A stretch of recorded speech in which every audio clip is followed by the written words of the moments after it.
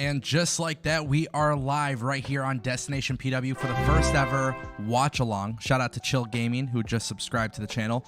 Guys, this is going to be an interesting night because we're going to sit through 3 hours of WWE RAW. I'm going to watch it with you guys. Let me turn down this volume for this music. Hopefully it's not too loud. WWE RAW is live tonight. And yeah, either we're going to suffer or we're really going to enjoy this. I don't know just yet. Hopefully not suffer, though. That's for sure. What up, Boston? All right, man. This is interesting. Boston, Massachusetts, live. Randy Orton versus Randy Orton versus Bobby Lashley for the World Championship, WWE Championship.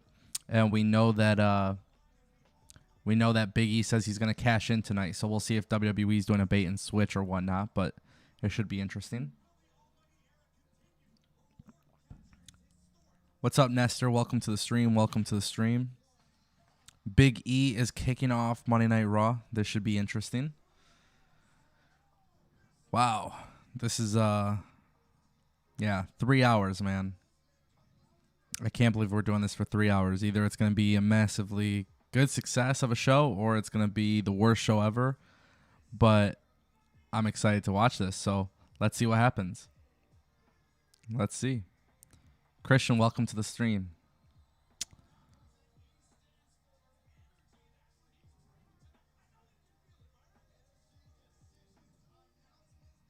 Wow, man. Big E has got a nice little pop, though. This guy clearly is top guy, so top guy material. Crowd is going crazy for him.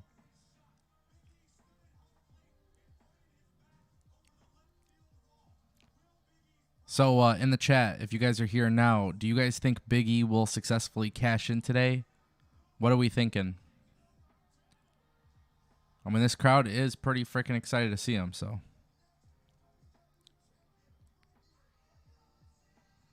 Whoa, Randy Orton coming out.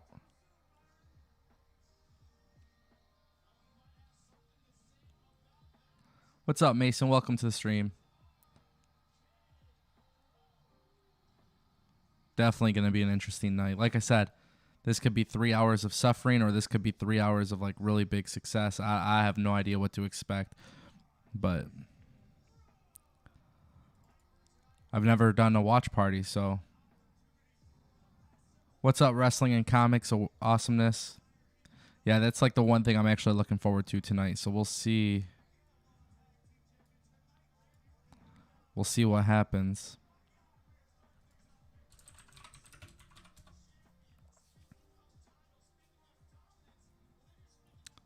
I'm not sure what I did to... Okay, cool. So the live chat is now working on the screen. Bobby Lashley is here with MVP.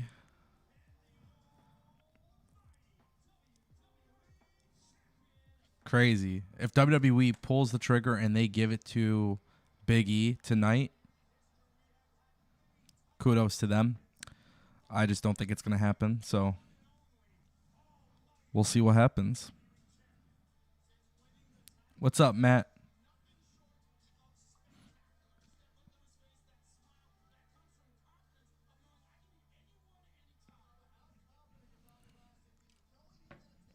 Roswell, yes, I think you're right. I think Vince fears AEW. Obviously, they're trying to get people hooked for the show. Who knows what they do tonight? They definitely don't want AEW beating their ass in ratings, that's for sure.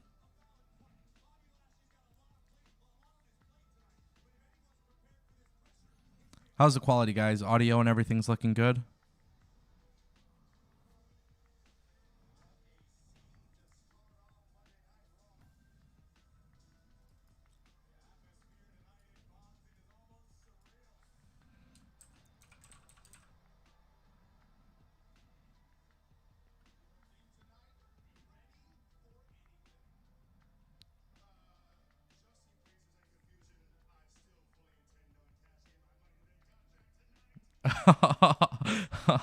Big E kicking off the show.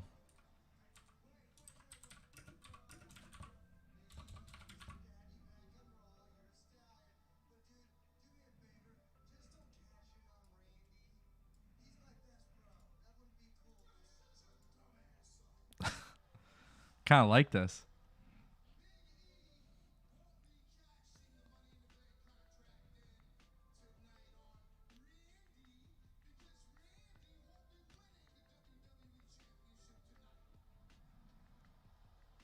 What do you guys think about what do you guys think about Big E possibly becoming champion tonight? What are your thoughts? Good, bad?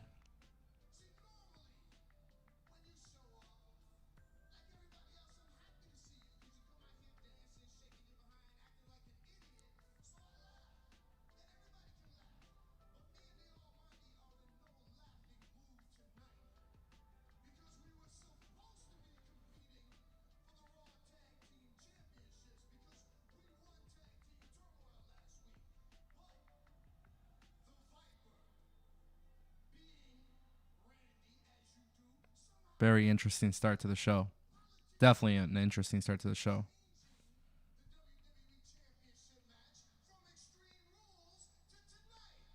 How does it sound? Good?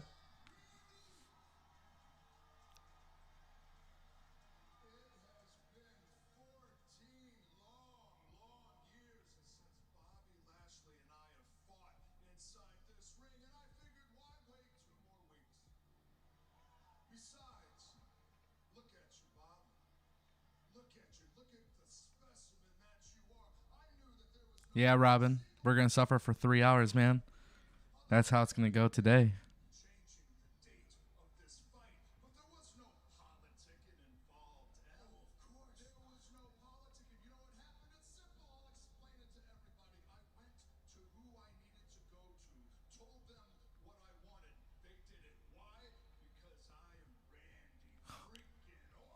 Damn.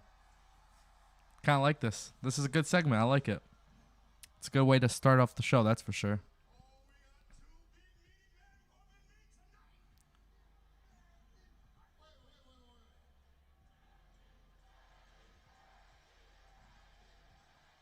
Big E, man, he's clearly over. They got to do it. They got to give it to him. They got to give him the belt.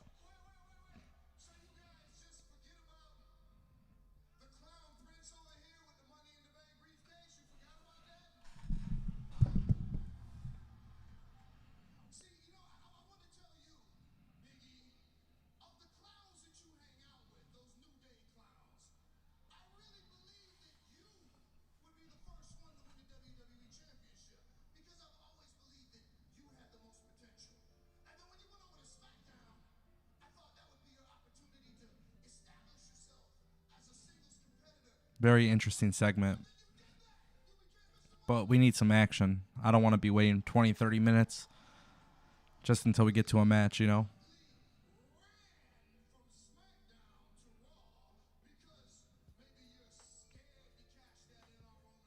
Whoo! MVP with the heat. Scared of Brock Lesnar, scared of Roman Reigns.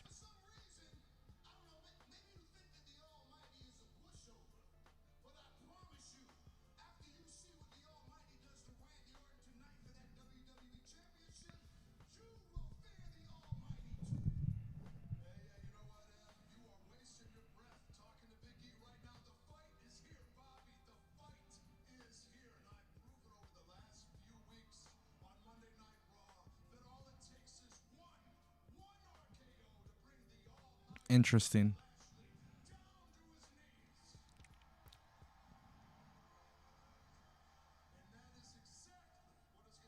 Not really, Robin. It just seems like right now they're kicking off the show with all the guys. Riddle, Randy, MVP, Lashley, and Big E.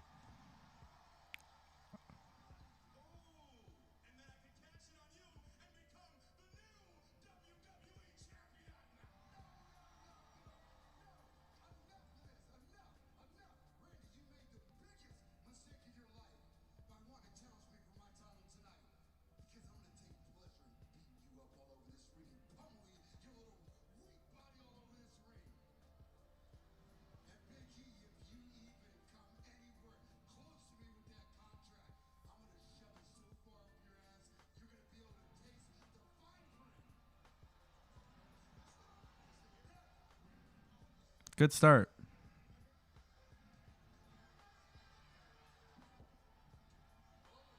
Lashley.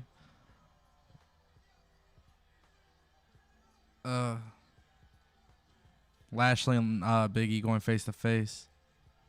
Randy Orton RKO's Lashley. Oh, what are they doing?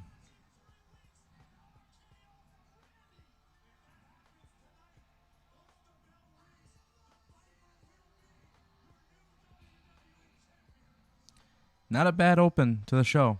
It gets me excited to see what happens with Big E, but I still don't believe it's going to happen.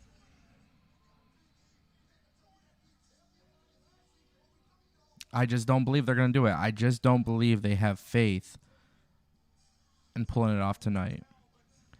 But right now, Raw is off to a great start. It's got me excited, at least. So I just can't believe we have to sit through 3 hours of this to get to that, only to be disappointed. And I pretty much said in the Discord, if you guys aren't on the Destination PW Discord, I've made it pretty clear. If they don't give the belt to Big E tonight, I don't know if I'll keep doing these watch-alongs, to be honest. Because I can't do a 3-hour watch-along every Monday. If the show is not delivering good stuff, it's just not going to happen, honestly.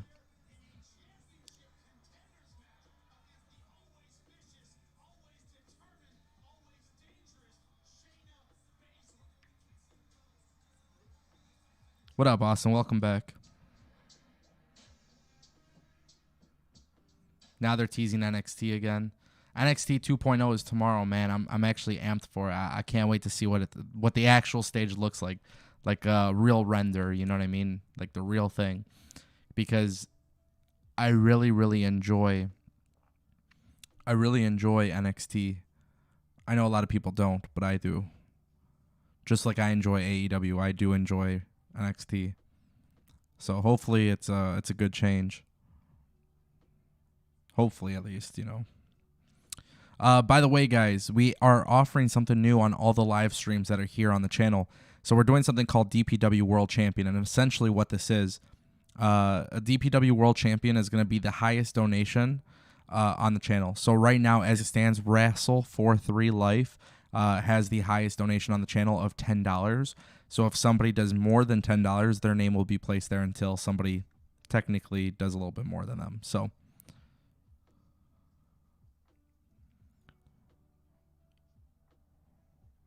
yeah, Ace. So basically what you missed was an in-ring promo.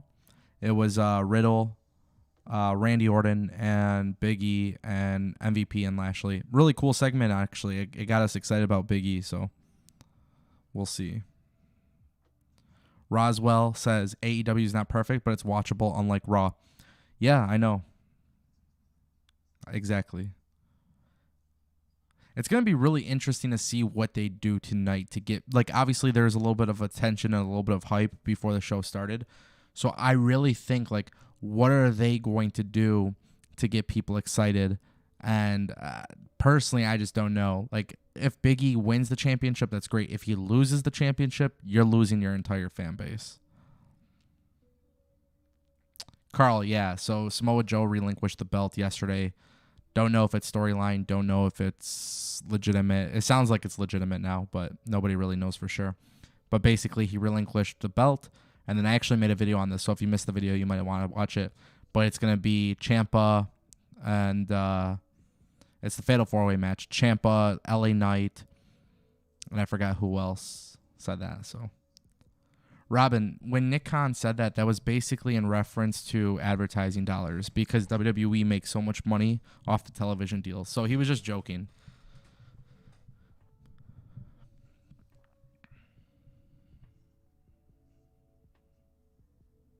Should be an interesting night, though, that's for sure.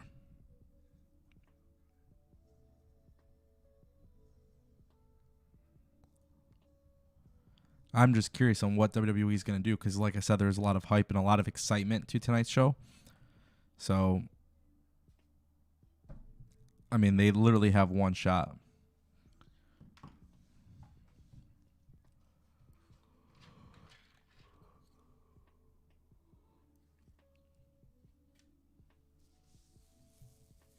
Babyface Ango.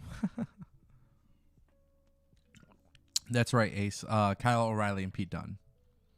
If I am NXT, I give the belt to Pete Dunne, personally. That's who I would have usher in the thing. So New Era, that's the guy I have do it. All right. Raw is back from commercial.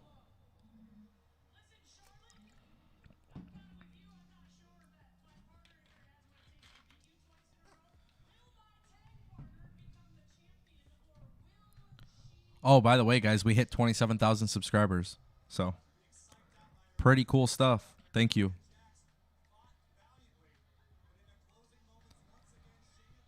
As it stands, we're at 27,023 subscribers. So, pretty cool stuff, man. We're growing this channel. Big focus on it.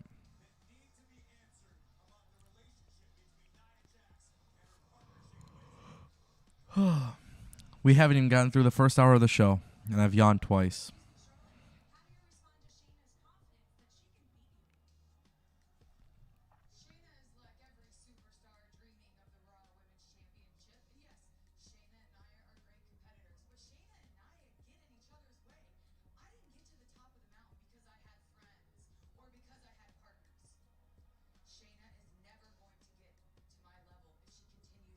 I think we're about to get Charlotte Flair versus Shayna. Yeah. If they're smart, they have Shayna win. They're not smart.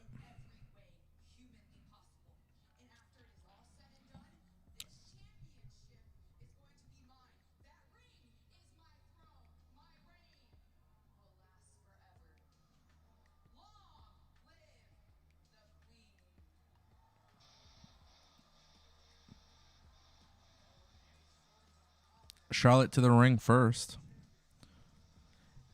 If WWE really wants to get people excited about change, you have Shayna go over. Not in some BS either. But knowing WWE, they're going to probably have Nia Jax win. Or Nia Jax come out and help Charlotte win. Stupid. It's so crazy throughout the years how Raw has become unwatchable. I think that's really the big thing that I've learned so much about, like, doing YouTube and, like, being a wrestling fan. It's just, like, there's really not that much interest in Raw until WWE literally advertises a potential cash-in. Like, imagine that. Like, it took them teasing a cash-in tonight to basically get people excited about it. Unbelievable. That's 3 yawns already. We're only 18 minutes in, by the way. Unbelievable.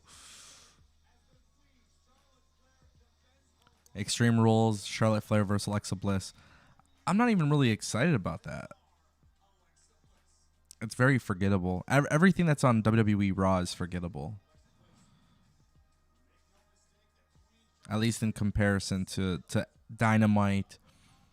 I feel like Dynamite and NXT and SmackDown, there's just way more important stuff that's happening. 4 times now. 5? Is that 5? I don't know. Wow.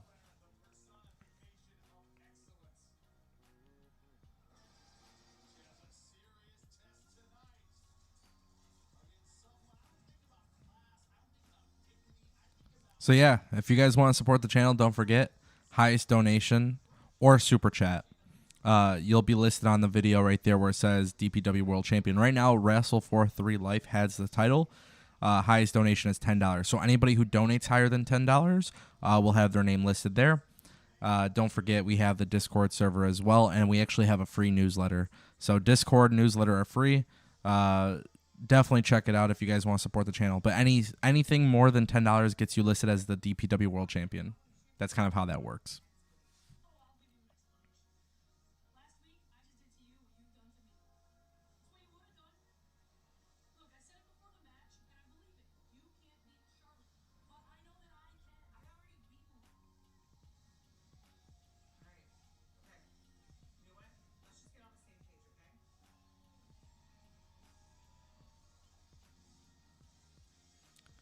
Hopefully this leads to a split between Shayna and Nia Jax, because honestly, it's just Shayna needs to be a badass.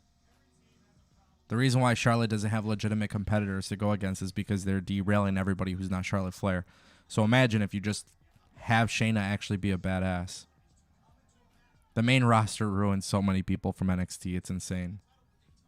And then people get pissed when it's like, oh, AEW is going to sign them. It's like, yeah, you want AEW to sign them because these people get underutilized. And you know they deserve to be on national television with 20,000 people in a crowd and a fan base that's actually excited. But it is what it is.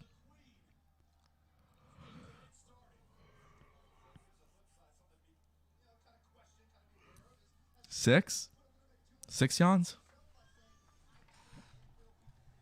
At this point, I'm just going to keep yawning throughout the entire 3 hours.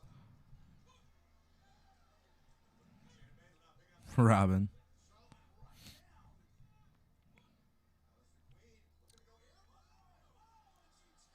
Damn, Charlotte's going off the freaking ropes. Brian, why is Raw not on for San Diego? What is it showing instead? That's odd.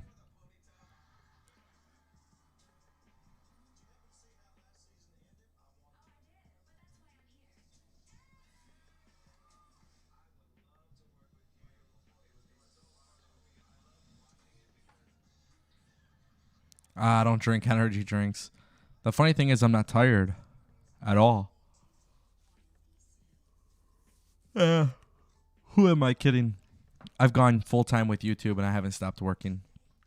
Every single day I'm making videos. Every single day I'm sending out emails. Every single day I've been staying up until 2 or 3 in the morning because this is now my job. So, working on the website. Some people didn't know that we actually have destinationpw.com, so just keep that in mind. Right now, WWE RAW is on a commercial break, by the way. So if anybody's asking, that's why I'm not talking about the action.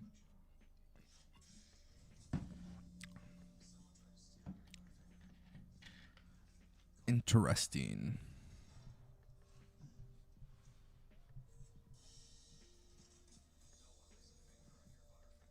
Oh, they're playing soccer instead in San Diego.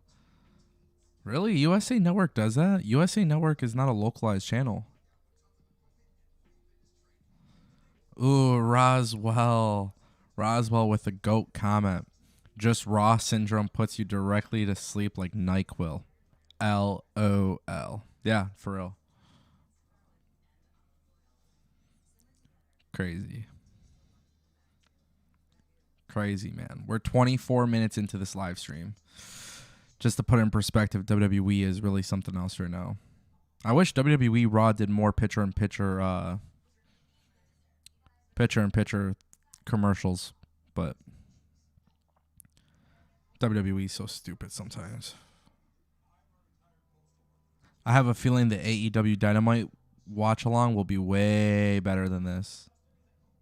Way better, way funner. We'll do a contest. We'll see how many times I yawn versus Dynamite versus Raw.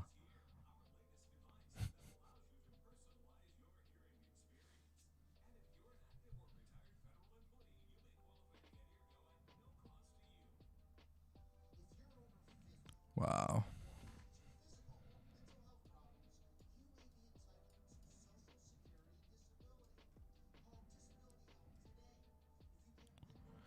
Oh, WWE commercial breaks. They're so fun.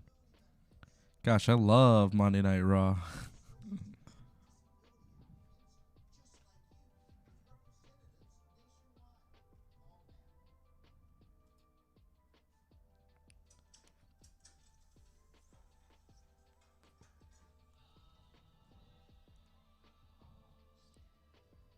Did I disappear? Where did I go? What happened?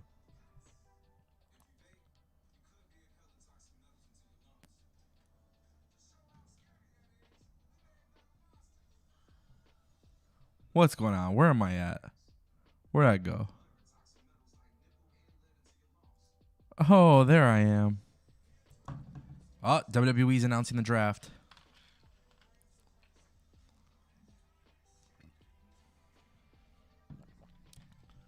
I think it's October 1st. Let's see. Yep, October 1st and October 4th. Unbelievable. But now we're back to the action. It's Shayna Baszler versus Charlotte Flair for anybody who's paying attention. Charlotte's pretty much been in control this entire time too, so.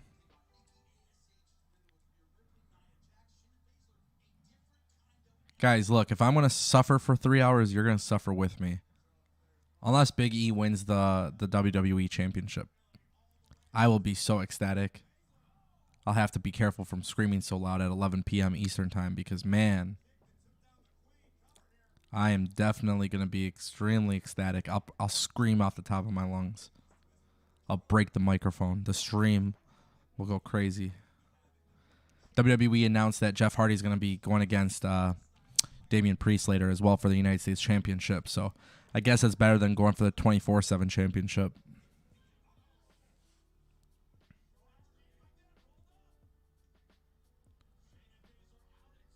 Ooh, Baszler's got Charlotte in a chokehold. She's got her in the sleeper. What's up, Sammy Bear? Welcome to the stream. What's up, Harry? I do wish Raw would go back to 2 hours as well. What's up, Vinny? Welcome, welcome. Guys, we hit over 27,000 subscribers. Unbelievable. Unbelievable.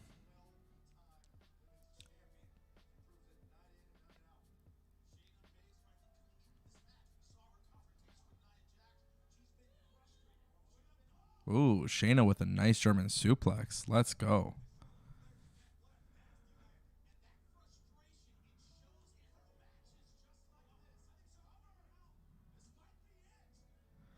The thing is, so Nell, I hope I'm pronouncing that right. She says Charlotte is so overrated she needs to go be with her husband. You know, the thing is, I do not know how AEW would book Charlotte Flair.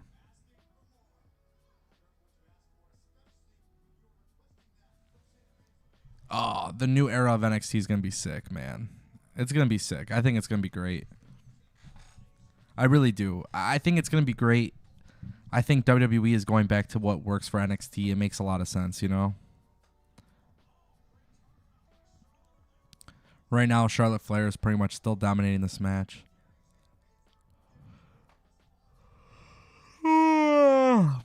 That's yawn number 500. I don't even know at this point. I lost count. Somebody asked me, why would I rather do a watch-along versus a post-show for Raw? That was a weird botch. To be honest, I don't know if I want to do a post-show because I don't know if I want to stay up until 12 o'clock just dealing with Monday Night Raw, if I'm being honest. I'd rather watch it, give you guys my full reaction to it. If the product is good, praise it. If it sucks, and I'll tell you guys. I'm always honest about it.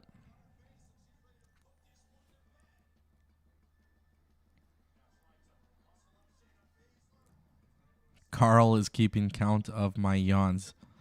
Thank you. Wouldn't it make more sense if they got rid of the brand split and then put networks? Yeah, I mean, look, the networks would be a lot happier. But truth be told, I don't really care if the networks are happy. I care about having a good product. That's my thing. And I don't know if a brand split or no brand split helps, to be honest. At this point, I think WWE... Like, SmackDown is great. NXT is fine. Raw is terrible.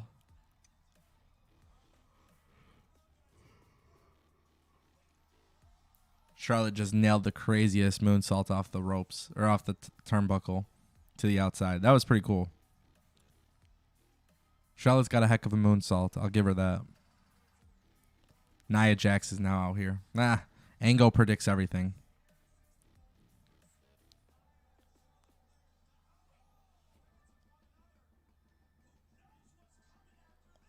Another commercial break. Guys.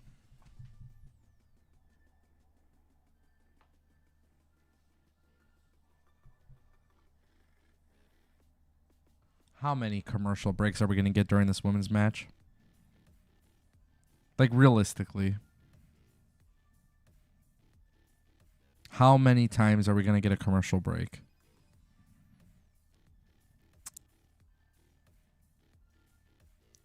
Thank you, Vinny. I appreciate that. Guys, don't forget, you could join DPW Club today, $4.99 a month. Since WWE's on a commercial break, we're just gonna keep plugging up the channel. If you guys are not on Discord, please get on Discord. It's free. Come join the server. We always talk about wrestling. It's always a good time. Definitely join the Discord. I would love to see a couple new members. We're getting closer to 100 members. Yeah.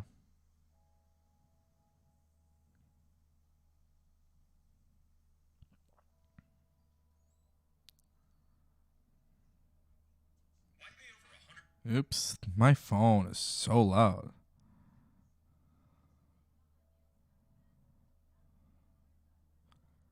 Unbelievable.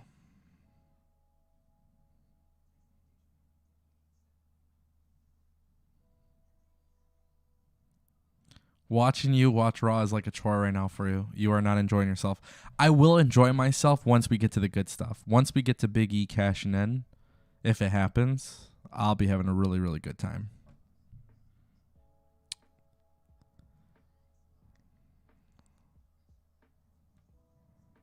I remember when you were doing things with Tony Pizza Guy. It's where I first saw you. I love your work, bro. You're awesome. Thank you. Wow. You're an OG. That's funny. That's awesome. I appreciate that. Now I'm full time. Now I do YouTube full time. This is like my job now. So it's pretty cool. It's pretty cool that somebody remembers me from that era. I just seen Tony in Chicago, actually. I was at Chicago for All Out. I hung out with him for a minute.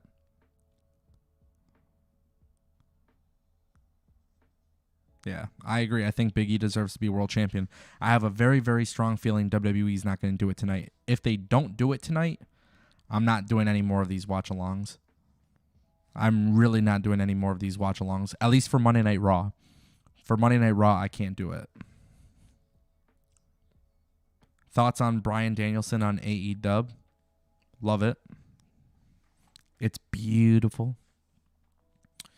Good stuff, to be honest. I think it's a good move.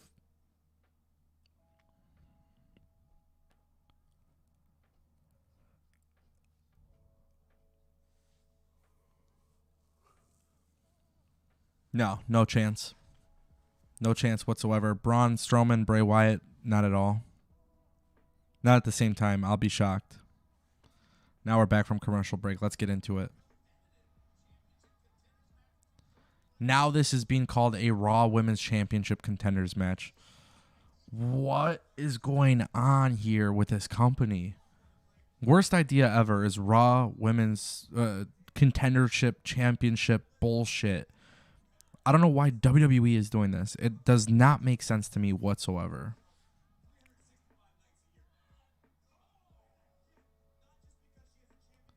Unbelievable. It doesn't make sense because Alexa Bliss has the championship match at Extreme Rules. I don't get this from WWE. I'm trying to understand this from WWE. Why would you have a championship contenders match if somebody's already the number one contender? It does not make sense, guys. It does not.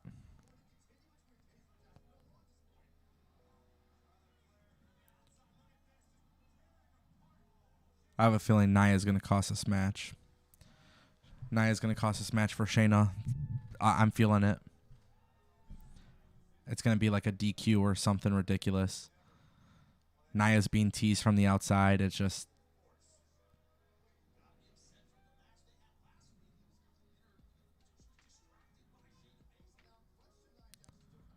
What a weird way for WWE to get people excited. Like, we know Nia Jax just fucking distracted Shayna.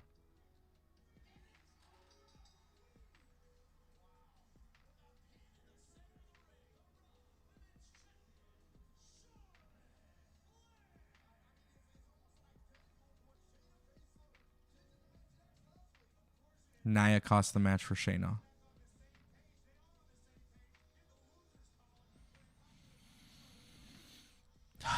Guys. What is WWE doing? I mean, if you want to split up Shayna and if you want to split them up, you could have done it.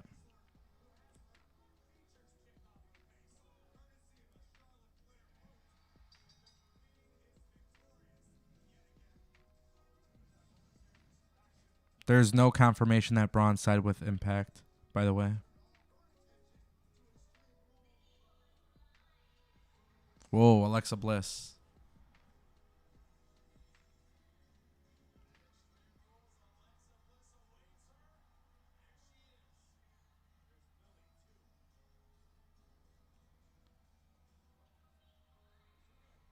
Alexa's got some weird entrance music. I think this is new.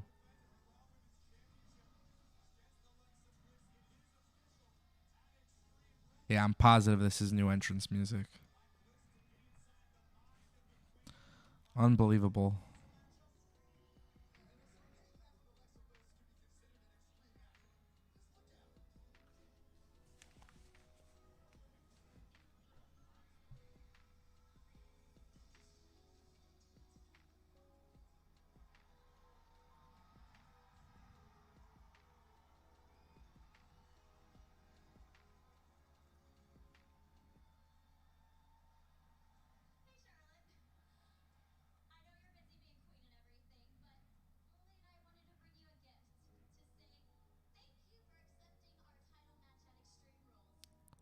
Alexa brought out a gift. Let's see what's in the box.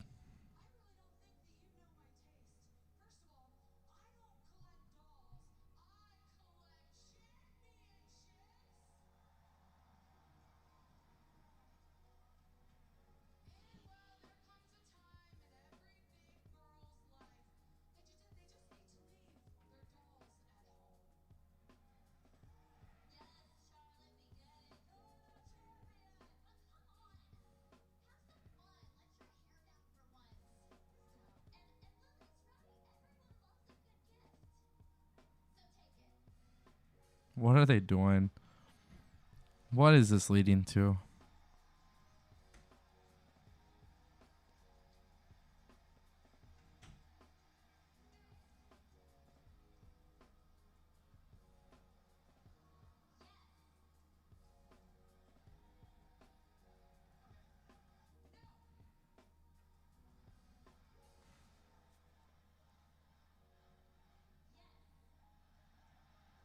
Alexa's getting them to do yes chants.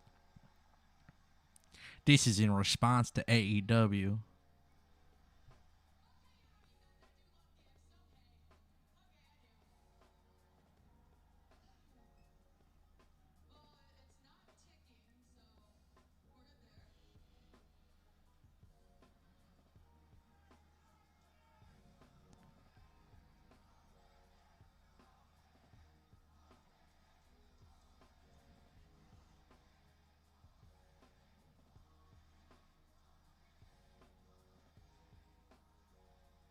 What's in this box?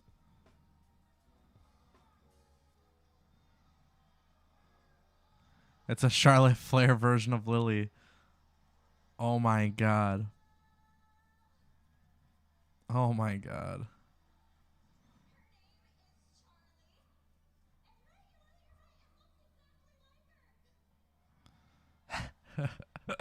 Oh, this is so weird.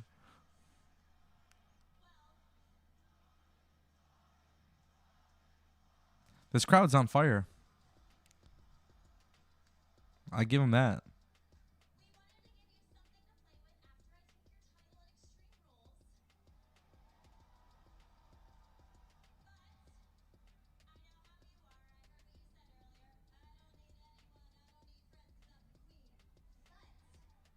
Alexa's great.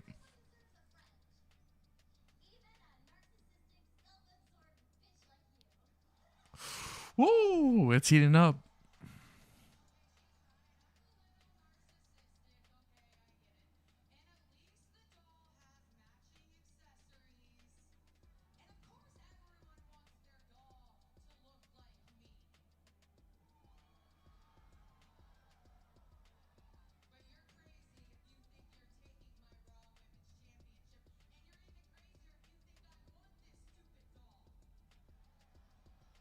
Punt the doll. Punt it into the crowd.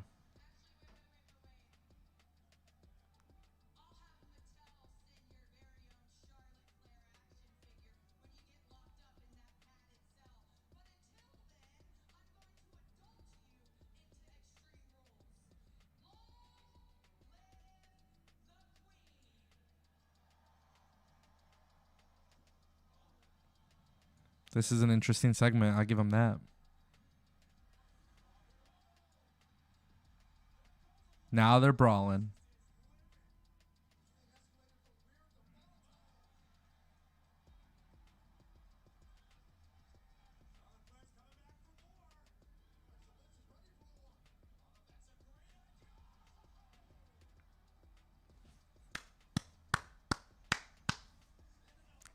Hello, Mohan.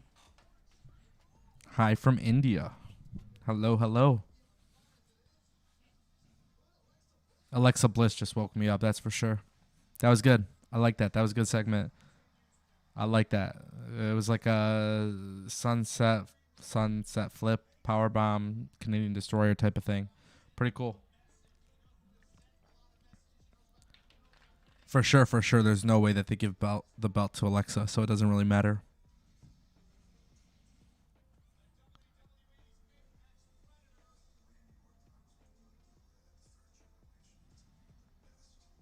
AEW could sell out Little Caesars Arena, but they would probably come to the TCF Center. That would be the most realistic.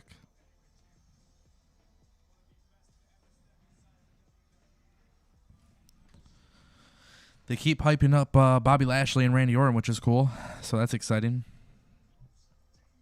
They're showing a clip right now. They're for sure not giving the belt to Big E. This is going to be the biggest waste of time ever. They keep teasing this match. They're hyping it up.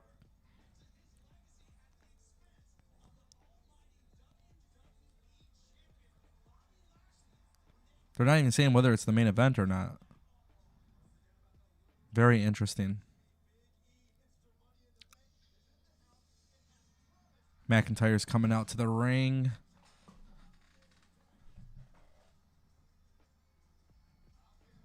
Why does he still have this crappy music, man? Why can't he go back to his old music?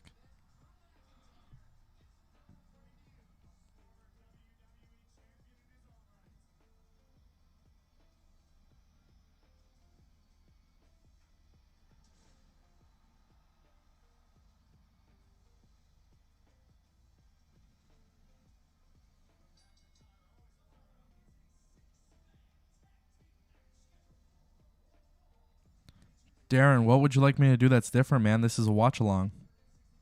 We just sit here and talk about what's happening in wrestling. This is not supposed to be like anything crazy, man.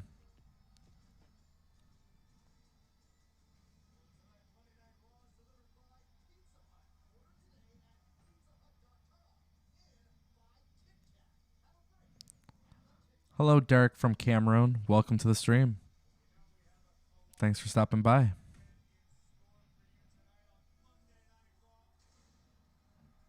McIntyre's over, that's for sure. Yeah, so AEW signed Lee Moriarty. Oh, Darren, thank you. I thought you were talking about me. I was going to say, yeah, this is just a watch along, brother.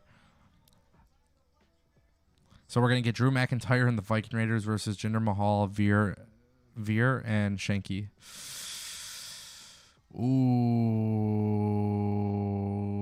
interesting. Now we got a commercial break. Nice, dude. Nice, WWE. More commercial breaks.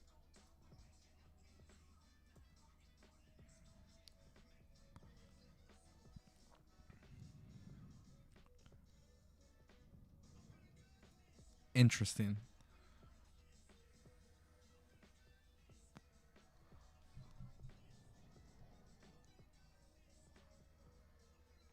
Unbelievable.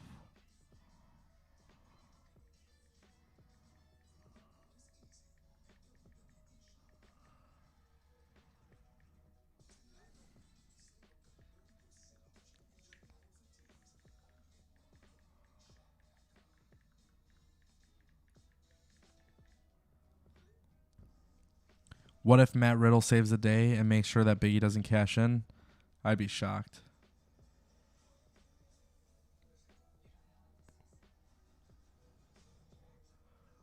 Thank you, Darren. Yeah, so I made the decision to go full-time with YouTube. So, more time for videos on a daily basis, live streams, all that good stuff.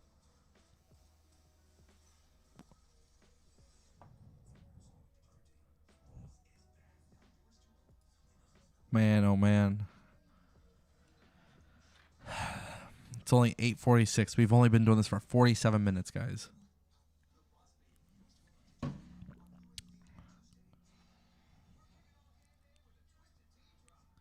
I went invisible. Ah, I'm back.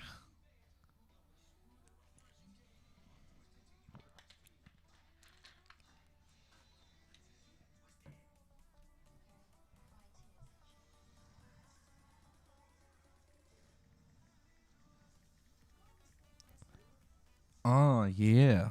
This music's popping.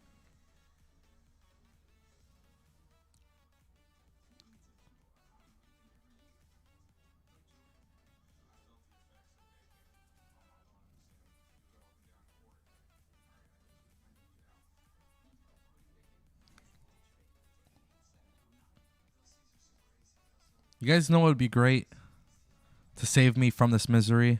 A super chat or a donation. That'd be great.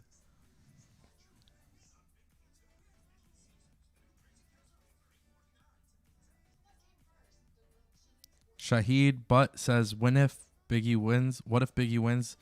Oh, I'm sorry, I can't read this. I'm having a hard time. But basically, at Extreme Rules, becomes the new WWE champion.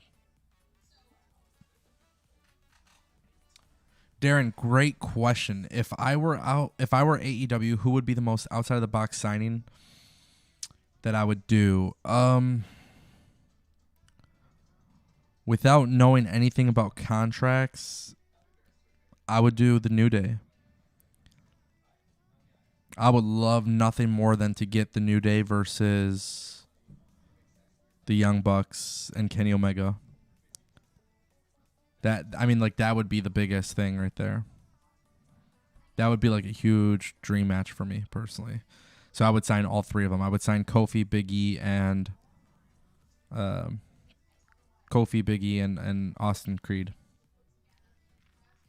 If I was AEW, I would bring in the Trios Championships, book them to the top.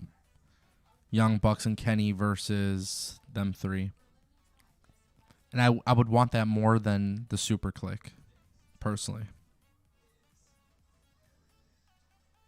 See, that's the thing with WWE is like they have a sick roster, but there's no exciting matchups I want to see right now that comes to my head immediately. But when I think of AEW versus WWE, like there's a lot of people I would love to see them mix it up with. Honestly, like that's really what it comes down to.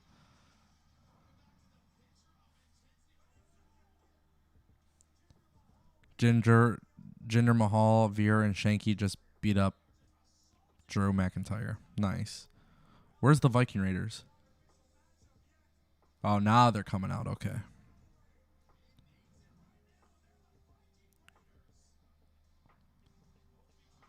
Viking Raiders are so sick. Yeah, Vinny, I've been going a little bit here and there, but now that I'm doing YouTube full time, I'm trying to get a schedule down with the gym. It'll be pretty cool.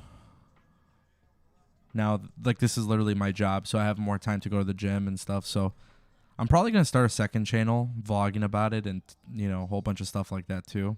Just for fun, just to keep myself active and stuff. Plus, I like creating content, so why not? I wish AJ would go to AEW. I'm sorry, Carl, I disagree. I think AJ's great in WWE. I think he needs to turn heel anyway, so it'll be pretty cool. What's up, RCH Official? Welcome to the stream. Guys, if you're not subscribed, click subscribe. We're on our way to 30,000 subscribers. So if you are not subscribed, please do me a favor and click that subscribe button. If you have not liked this video, go ahead and like this video, like this stream. I would greatly appreciate it. Thank you in advance.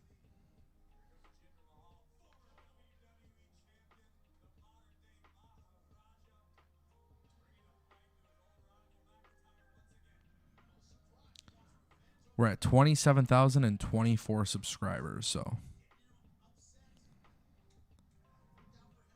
Yeah, Will Ospreay and AEW. It's probably going to be happening soon, my friend.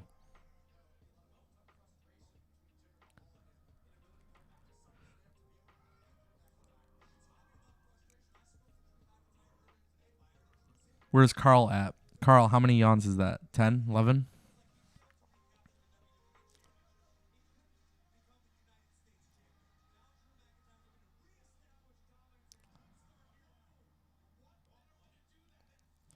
You know, the sad thing about Drew McIntyre and Jinder is they have such a rich history together.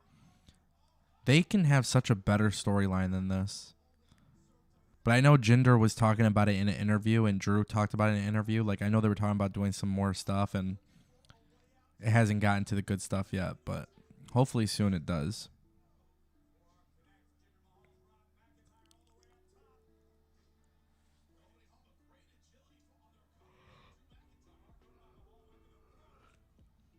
Woo! What a sick spine buster by Drew McIntyre.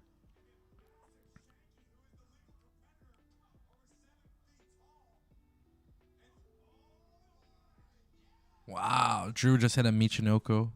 Driver, is that how you pronounce it?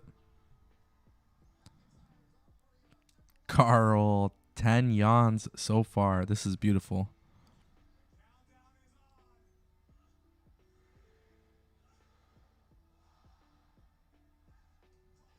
Drew McIntyre with a Claymore on Shanky. That probably seals the deal. That's it. Quick match. Such a quick match.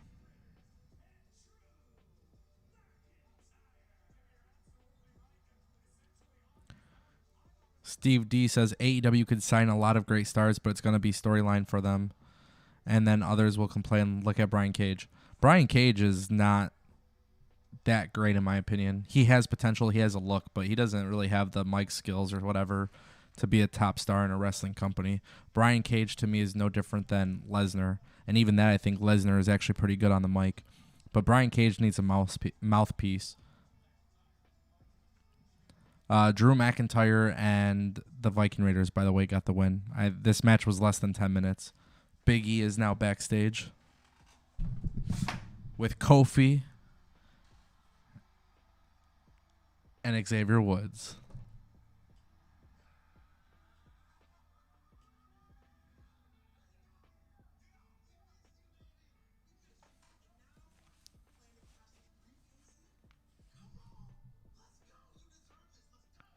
They're really hyping up the cash-in.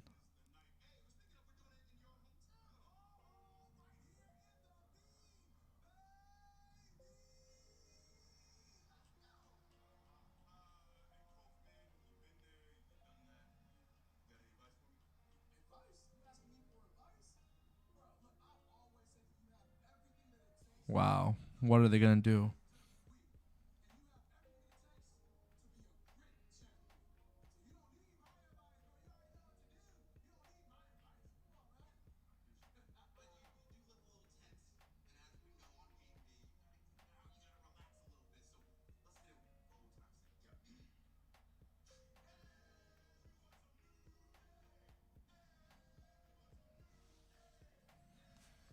Yeah, the ratings are going to be low.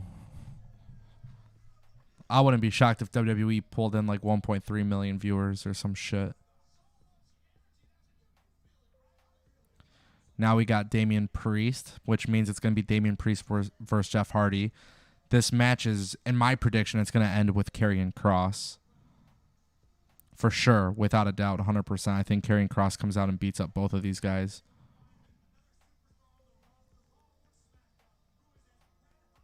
And then I'm sure it's going to be Karrion Kross versus Jeff Hardy at Extreme Rules in a kickoff match or some bullshit.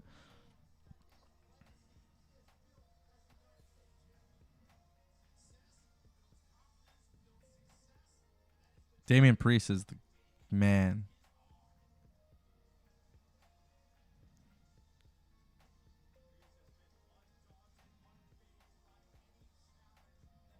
Wow. One thing I'll give WWE credit for is they are really, really, really good with the They're really good with the augmented reality stuff. That was really sick, the way they just did Damian Priest's entrance. Very cool stuff. So it's going to be Jeff Hardy versus Damian Priest. Like I said, I predict Karrion Kross comes out, ruins it for Jeff Hardy, beats up both of these guys. Now we got another commercial break. Another commercial break.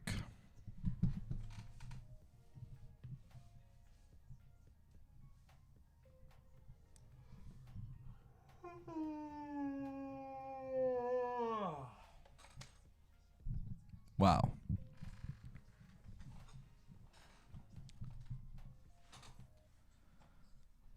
Unbelievable. Unbelievable, guys. This is crazy.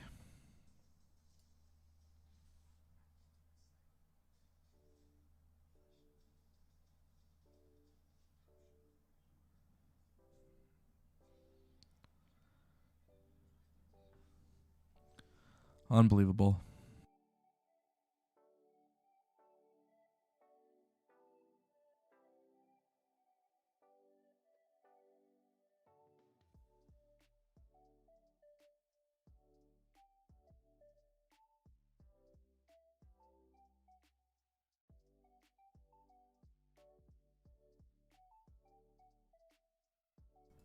I'm being asked if I'm good. Hell yeah, I'm good. I just decided to watch Raw for 3 hours. And I'm bored. Do I like the Raw robot in the beginning of the show? No, it's corny. Unbelievable, guys. You know it's going to be a lot funner if we're doing an AEW watch along. That's for sure. 1,000,000%.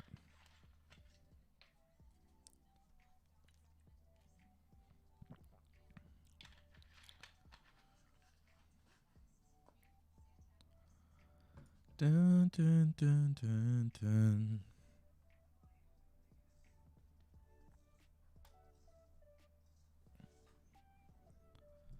So hopefully I just fixed that. I realized most of my head was cut off. Ah, what a day, man. What a day. What a day. WWE, I mean, if I don't seem excited, it's because there's nothing exciting happening on Raw. It's a shame. WWE RAW is just the same old shit every single time, that's for sure.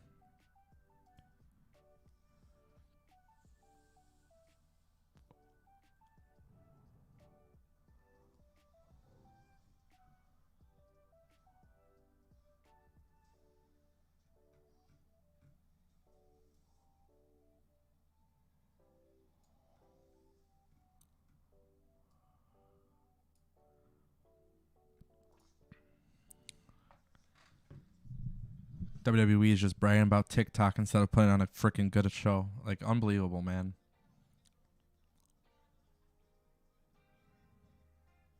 Have a good night, Darren. Thanks for stopping by. I appreciate that.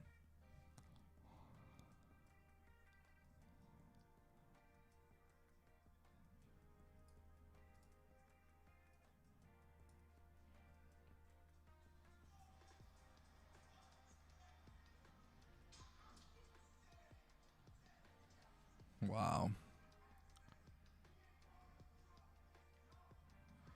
24/7 championship bullshit.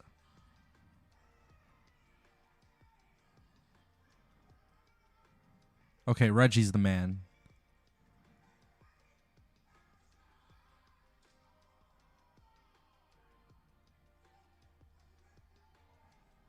I didn't see who that was. That looked like an NXT guy chasing the 24/7 belt.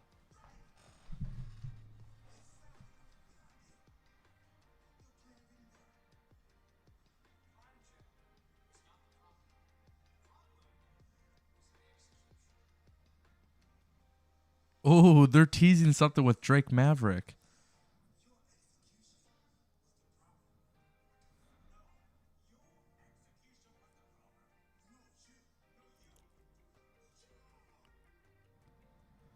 They're teasing something with Drake Maverick.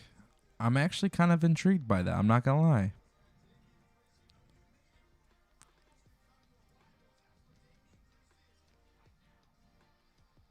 Interesting.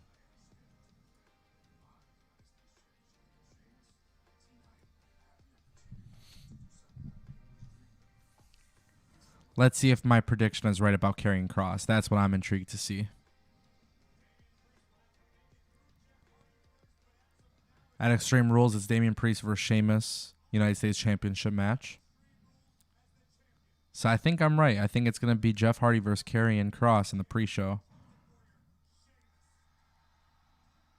Jeff Hardy's time to come out, baby.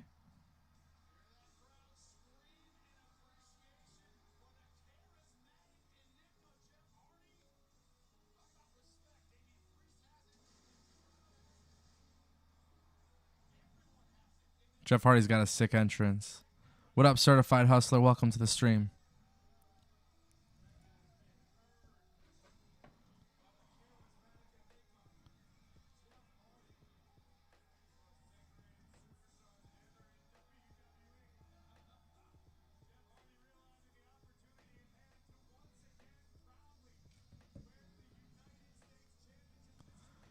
Certified Hustler, I hope you're wrong.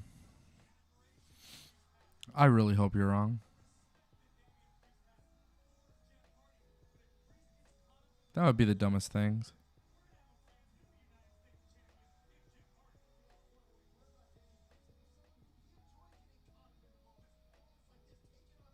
Jeff Hardy's the man. But they ruined him.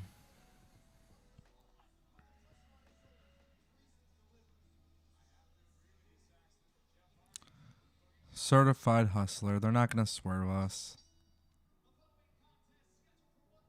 If you're right, I will cry.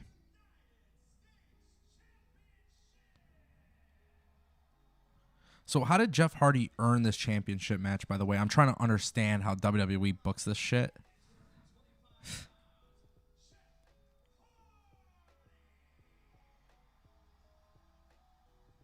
Crowd loves Jeff Hardy, though, that's for sure.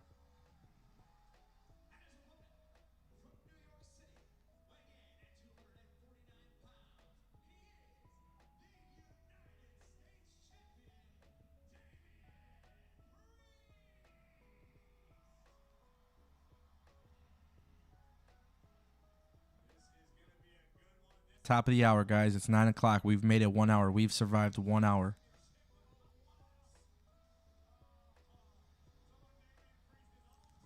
Sheamus comes out to the ringside.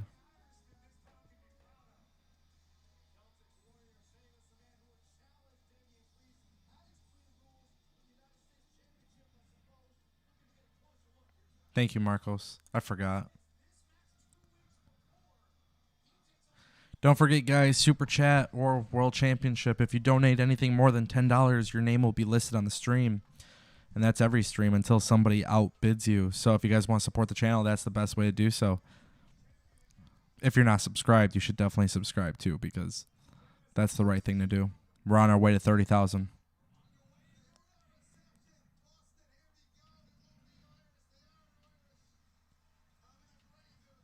I said a very bold prediction. I said... Actually, I'll just read it. I'm going to read this tweet to you guys that I posted today. It was a really good tweet. And I know it was a good tweet. I personally wrote the tweet myself, so that's how you know it's a good one. I said, you want to get pro wrestling fans talking about WWE again? Have Randy Orton win. MVP Lashley beat up Orton. Big E comes in and cashes in. The New Day comes out as well. They relaunched the Hurt Business with MVP and Lashley, a super group of dominant heels, Kofi and Woods included. Talk about something really crazy like that happening. Would be interesting, that's for sure.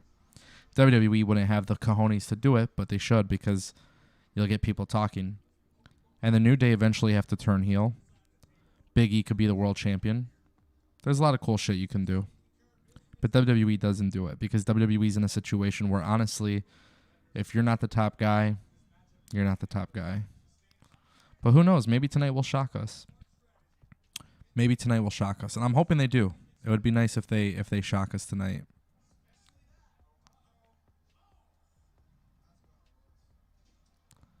I fully expect Karrion Kross to come out here, though.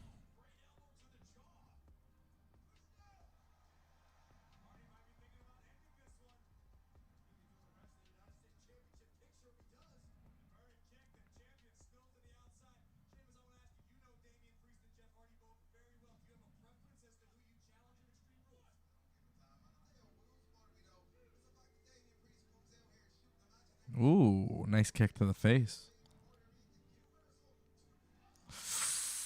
Ooh, Jeff Hardy with the flying clothesline off of the apron. Pretty cool.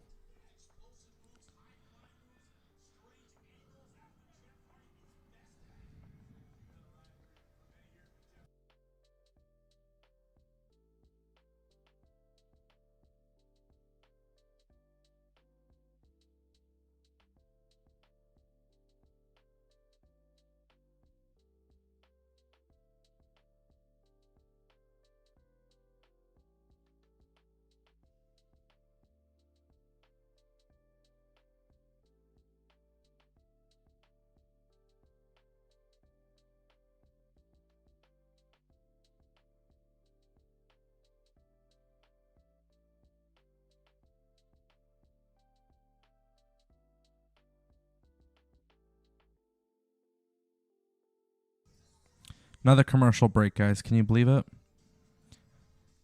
Another commercial break.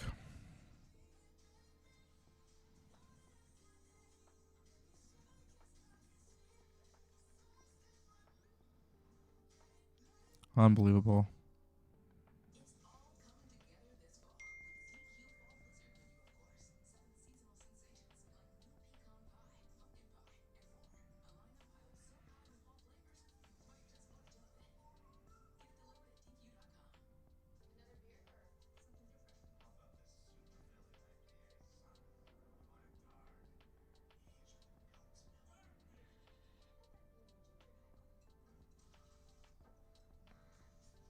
All these commercial breaks, man. Unbelievable. What up, Bug?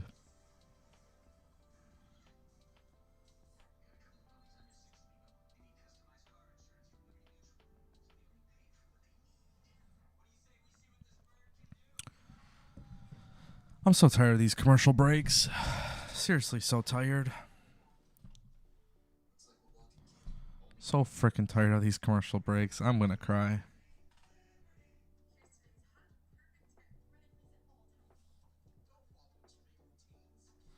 Like I said, though, if... yeah. What's up, Anthony? What's up, Nukes? This show sucks, dude. Raw is like...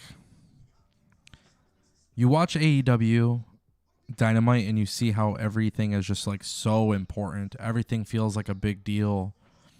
You watch SmackDown, especially this past SmackDown. Like, everything just felt good and important and exciting. And then I watched this episode of Raw, and it's like, dude, what are they doing? We all know WWE is bait and switching us. There is no way in hell that WWE gives Big E the belt tonight. I would be shocked. What up, Nukes? Nukes, you should jump on Discord. Seriously, I would rather watch Raw and talk to you about this stuff than anything. Just don't say anything bad.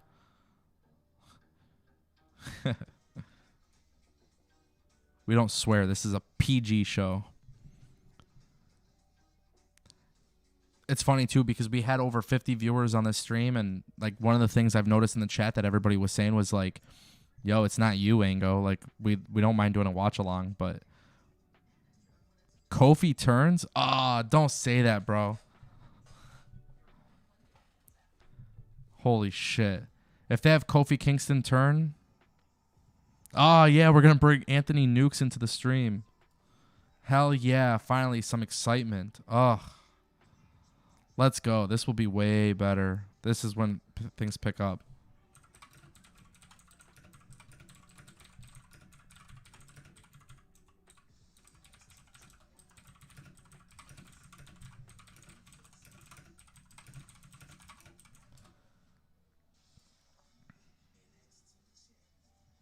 Sweet. We're going to bring Anthony Nukes in. I love this guy.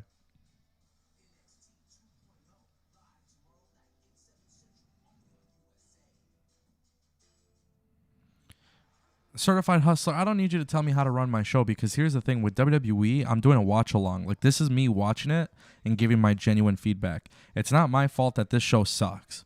This show does suck, but I'm watching it. I want to see Big E cash in. I want to see... I'm not a hater of WWE. I'm not a hater of AEW. I'm very unbiased, but I give genuine reaction to things. If I don't like it, I'll tell you guys I don't like it. If I love it, I'll tell you I love it. That's just really how I work.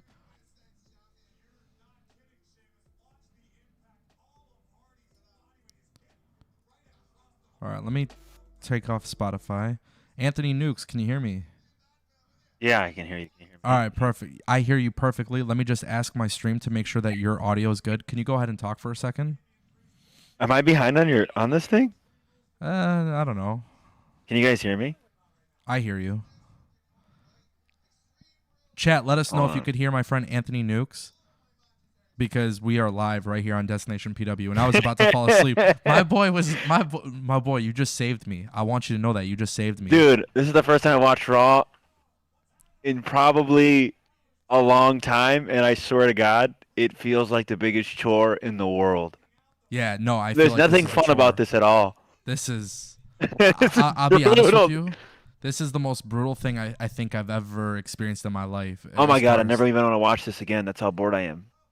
Well, the funny thing is, it's like I'm sitting here watching, and it's like I just want to see what they do with Big E, and I hope, like, I keep doing this thing on Twitter where I don't know if you heard it, but like I tweeted the thing where it's like they should join the Hurt Business, like a new Hurt Business that would get people talking. But who And does it, man? I think it would be all of them, like Kofi, Xavier Woods, Big E, Lashley, like they all do it. But I think, like, you kind of mentioned the thing about Kofi turning. If Kofi turned on Big E, I mean, that's massive, bro. Big E, Lashley, and MVP doing their own group, or I don't Xavier know. Woods, and Kofi turning on Big E. I'd rather see nuts. I'd rather see Kofi do it. It's been so long. The New Day's been so long, and I'll be honest, they're entertaining, but they're like It's over. starting to become a They've bit. done it. Yeah, they're becoming a bit stale for me.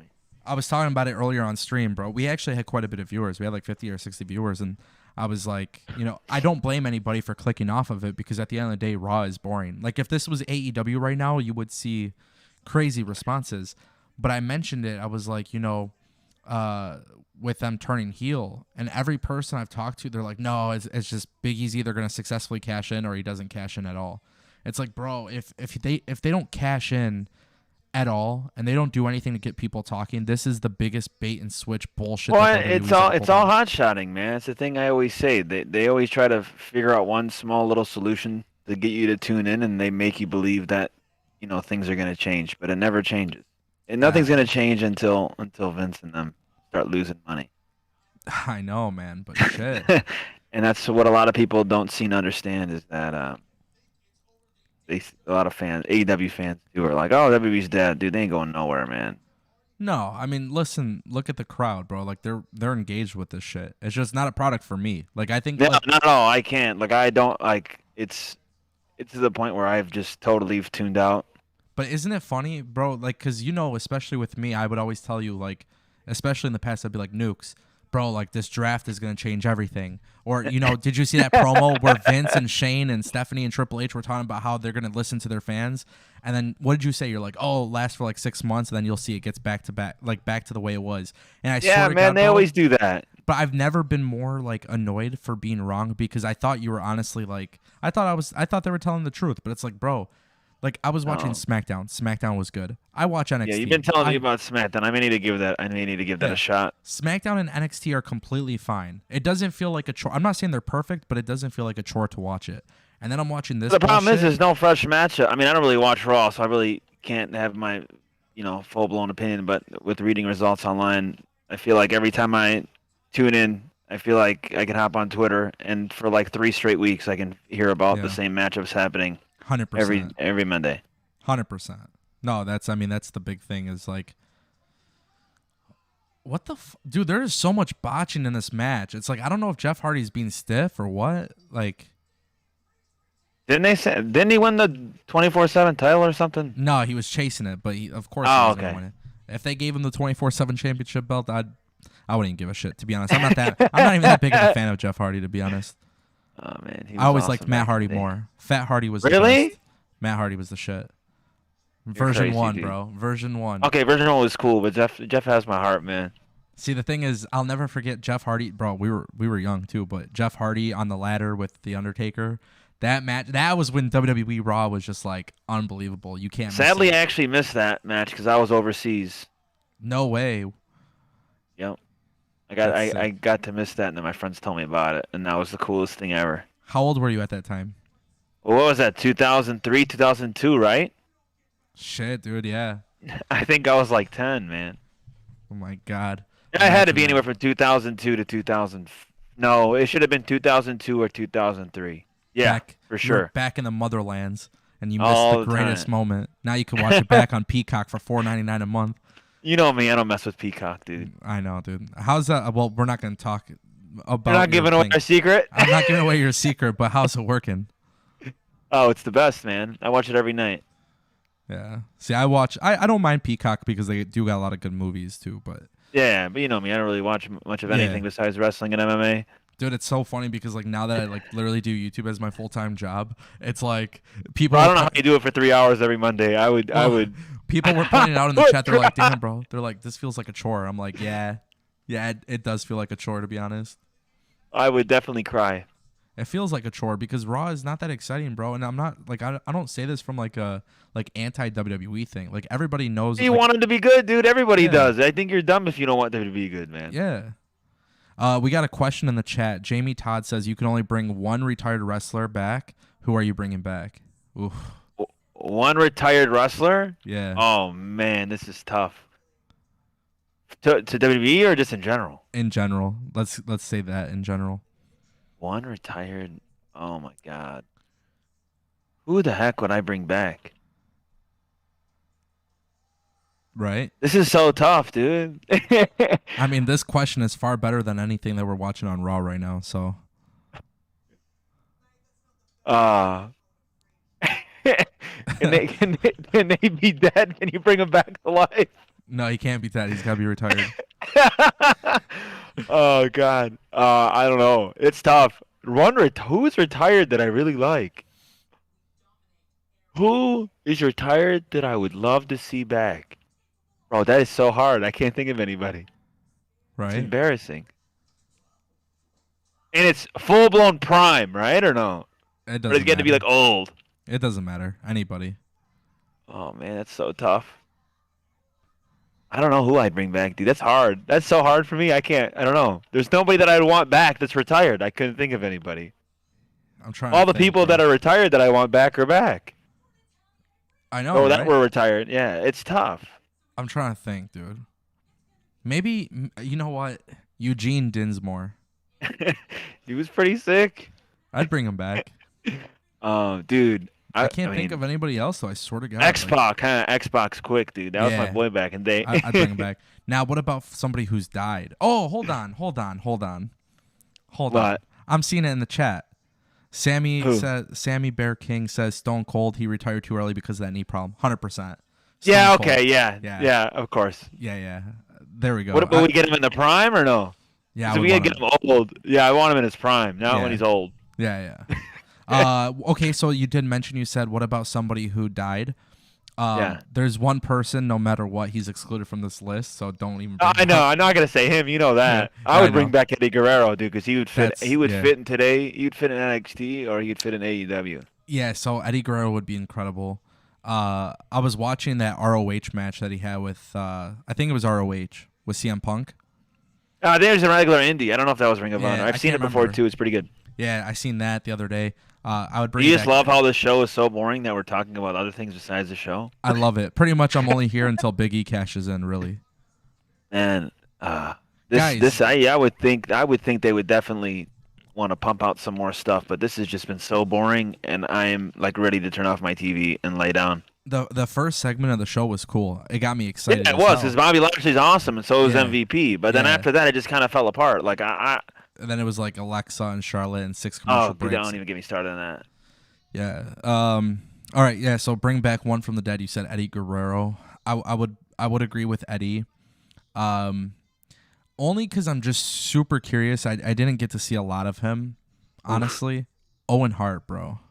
Oh yeah, Owen Hart would fit. I think Owen Hart would have been a big star today. Yeah, see. That dude was underrated in my opinion. Yeah, it would have been cool to witness a little bit and see more from him. Oh, Bret Hart, dude.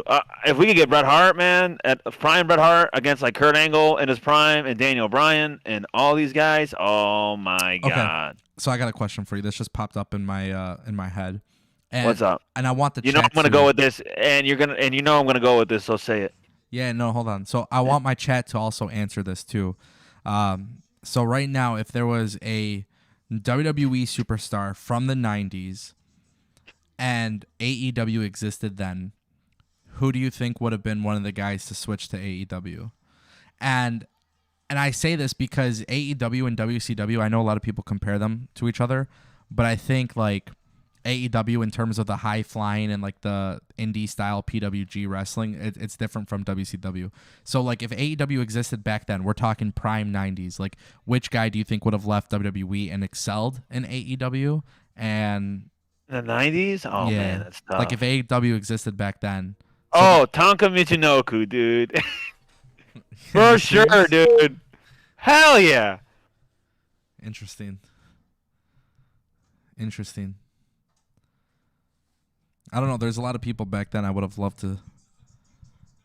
The 90s was a good time for wrestling. Yeah, well, hopefully we'll get there. I mean, I don't think we'll get to the levels of what it was in the 90s, but I mean, if the stars align like it has for AEW and if WWE is able to, take it up a notch to new NXT, but you know my opinion. I just think it's hard to believe that we were talking when they about change this. things. Yeah. It's hard to believe them, man. We were talking about this. It's like, it sucks, dude. I keep seeing people on Twitter. They're like, yeah, the new NXT logo looks like literally the Kid Choice Awards logo. and it's sad because at the end of the day, it's like, I have faith in the NXT product. I just don't know what this brand is going to look like. But I do think tomorrow will be a good testament to see what they do because Kyle O'Reilly versus Pete Dunne versus Ciampa versus LA Knight. Like, if you really, I don't understand how LA Knight's not on the main roster, dude. And you look at this product and you're thinking, oh, it's stale. There's not enough matchups. But then here's the thing, bro. You put LA Knight on Raw. Okay, right now you put LA Knight on Raw. So what? Hey, honestly, we can fight Jeff Hardy 6 times in a row. And that's true. I mean, but the thing is that I'd like to see is LA Knight and MVP go at it promo battles, dude. I think it'd be sick. MVP is so good on the mic. That's one thing. I think ever since I joined your channel, you got more people, dude. I think I'm the draw here. Dude, I hit 27,000 subscribers today. It was a really good day. Oh, man. That's good, dude. That's awesome. Yeah. So, I mean, it takes a little bit of time to grow a YouTube channel, but we're working every day. I actually genuinely think, like, I was in my Discord and, like, I was in one of the private things talking to one of the guys, and I genuinely think the Destination PW community is probably going to be like the greatest thing to ever grace the internet wrestling community, just because I think like we're all genuinely fans and like there's not really a gimmick. Like I don't have a gimmick, you know what I mean? Like I just talk wrestling. I'm a fan, and like everybody here talks wrestling, dude. And for me, I never really did live streams on my channel. So the other day we had like 200 people watching. And I was like, what the hell, dude? Like, it didn't even feel like a live stream. Like, we're just literally talking and, like, enjoying wrestling. Is this your first time doing it during a show, or did you do it? Yeah, this is the first time doing it during the show, which I chose to do it during a 3-hour episode of Raw that's absolutely garbage. So yeah, that's tough. It's tough, man. It's literally a chore for me. I probably won't do it during Raw again. But now we got a backstage segment, Riddle and Randy. I'm excited to see what happens. If they really don't have him win the belt tonight, or he loses, I think it's going to be very telling. Is Money in the Bank run, and you know my opinion on this. Yeah, I know. That's why it's very, very telling. If they fumble this, I think he's gone. Hey, what do you think of Randy Orton and Matt Riddle? I think they're great. I mean, I think Matt Riddle can be used better, but I don't really like the dumb pothead character to him. I don't know. I just feel like he's got a lot more to offer than just being the. They keep teasing Big E. I hope he wins, man. He's been ready for a long time, at least in my opinion. Dude, it's so crazy. Do you remember when Big E was with AJ Lee and Dolph Ziggler. Can you believe that was almost 10 years ago, man? No way. Yeah, I think it was like 2013. Someone's probably going to correct me here. I think it was like 2013, 2014. It had to have been 2013, I think, because that's when Dolph Ziggler cashed in, I think. Good 2013. times, Someone's got to bro. tell me. 2013, 2014. Got to be around there. Good times, Well, no. dude.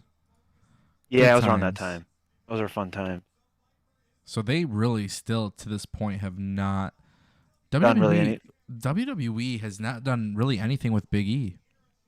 I mean, didn't he win the Intercontinental Championship for a little Yeah. bit and faced Yeah. whatever happened to Apollo Crews, dude? He's still there. He's in a storyline right now.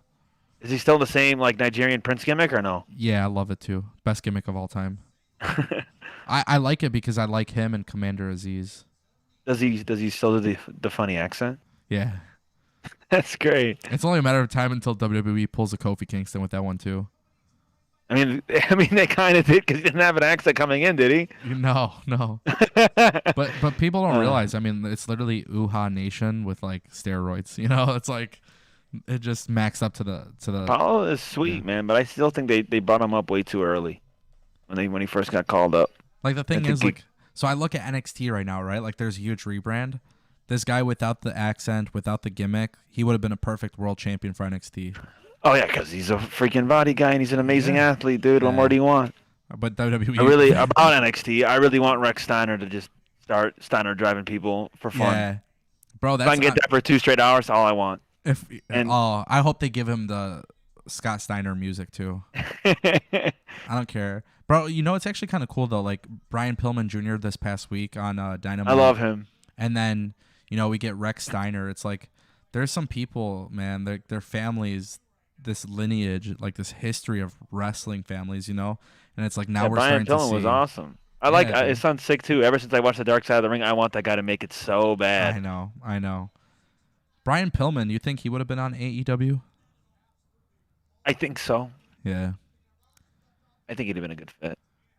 it would have been cool. I think AEW does a good job with guys that promo guys like MJF too. Yeah. I don't think everyone's talked about him. Oh, he'd be good in WWE. I don't think so. I don't think they'd No. let him go as far as they did with what he did on Saturday because that was insane.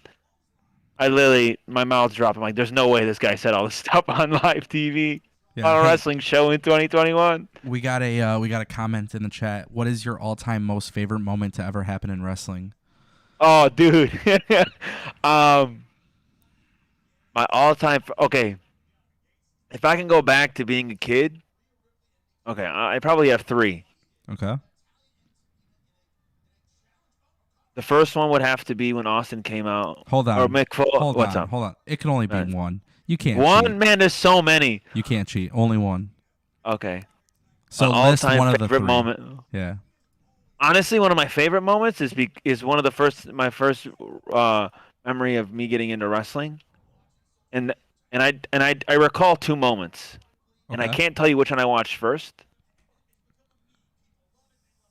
I remember an episode of Nitro where someone got thrown into a pool, and then my other second memory of wrestling is when The Rock threw Austin over the bridge, and I don't know which one came first because I do know that I was a WCW fan at first. Yeah. And as a kid, I legitimately thought that Vince McMahon owned both. I don't know why I Really? thought that, Yeah. but I did think that.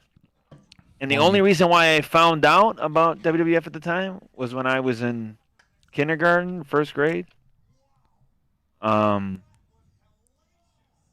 kid that I used to hang out with, I just remember his name. His name was Cole. I think his name was Cole, to be honest with you. He came up to me and was like, "Hey, man, you need to stop watching WCW. You got to watch WWF." And yeah, that's how I remember those 2 memories. But I can't tell you which one I seen first. You know what's the one that sticks with me for a really, really long time? What's that? And I'm not saying it's my favorite moment because I can't say it's my favorite moment, but I just remember being a kid, just being so excited. I'll never forget when Brock Lesnar destroyed the shit out of Zach Gowen. Oh, that was crazy. I'll never forget that. And dude, like I was young, but I'm telling you, like watching that live as a kid, this one guy, with one leg and he is getting beat the hell up. But then, like, I'll never forget too. I think it was like one episode where he did the moonsault. It's crazy. This conversation is much more entertaining than Raw. Yeah, dude, but it's so crazy thinking like those were some good times, man. WWE doesn't have moments like that on television anymore. The thing is, they create moments but never build off of them, man. Yeah, that's the problem. What else? I was a huge fan of the Umaga stuff. I loved Umaga. Umaga was the man. awesome. If I could bring somebody back from the dead in pro wrestling, Jacob Fatu, dude. I know, but he's not going to be on Raw or SmackDown. My audience loves that guy too. Like I see it in every comment. Like every time every time I talk about AEW signing somebody or rumored to sign with AEW, people are like, "Oh, what about Jacob Fatu?" It's like, about people. You think Gargano lead? Oh yeah, for sure. That's going to be part of tomorrow's video too. So I can't talk too much about it, but I do. I got you. Yeah, I think so. I think so too. A lot of people forget, and I'll talk about it in tomorrow's video, but a lot of people forget his history with WWE wasn't always so bright. So he's actually been outspoken about them before. So that's the thing. What I want to see right now is who's next. Like who is like who? All right, who's next? About who's next? Yeah. And I probably get a lot of people that hate me for this, but I do not see Bray Wyatt going to AEW. No, he's going to AEW. Like he'll be overshadowed, dude. There's no way that guy survives against Omega, Punk, Danielson, Adam Cole. That whole main event scene is just too stacked, and I don't think he does well there. You know, Tony Khan wasn't always a fan of him, right? Yeah, I know that. I think he goes to Impact, and I think Impact does a better job with him. I want to see him in Impact. I really do, because I know that. I'll be honest. I haven't been a giant Bray Wyatt fan the last couple of years because I hated the Fiend stuff was cool in the beginning, and then they just killed the character for me completely. Yeah. But I think Impact will do a better job with him, and then also with Braun being rumored to go to Impact, I'm excited for that. I know people don't like Braun Strowman, but for those that don't watch Impact, if there's one thing that Impact does. If there's one thing that Impact really does, and they're my favorite show next to AEW, is that they make you care about people you never thought you'd care about. Yeah. Because they know how to give people characters and work their promos and all that. It's so funny, man. Impact is so slept on. It is. It's so slept on. It's my favorite show ever, dude. Like, I literally love it. Like, there's so many good guys on that damn show, and it's a pain. It's so sad that people continue to judge them over the stupidity of the last regime of Dixie Carter and Jeff Jarrett and all that. Because the new regime is so awesome. Don Callis and Scott D'Amore and all those guys. I think they've done a good job of building up and bringing back trust. Because I don't think they failed me yet, to be honest with you, since the new regime. They haven't. What do you think?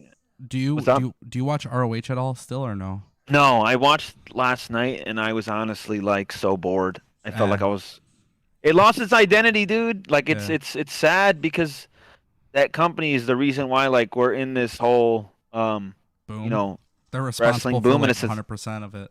Yeah, of course, man. I was watching last night and I just because I remember, maybe it was the Evolve show that we went to. I can't remember, but do you remember Flamita and Bandito? Was that was a Evolve show, right? When they came to Evolve and did a tag team match, the one we went to, Flamita and Bandito, when they came to Michigan, that was for Evolve, I think, right? Yeah. Okay, I think that's when the ropes broke. Remember? Yes. Yeah, that's right. Okay, bet. So the reason why I bring this up is because yesterday I was watching ROH, and I saw that they turned Flamita into Demonic Flamita, which I thought was sick. Like the entrance was sick, the black mask and everything was sick. And like for context, for people who are listening right now, we're not talking about Raw right now because honestly, it's garbage right now. We'll talk about it once the Big E Langston stuff happens. But I was watching the more important stuff. Yeah, I was watching Death Before Dishonor, and I saw Demonic Flamita.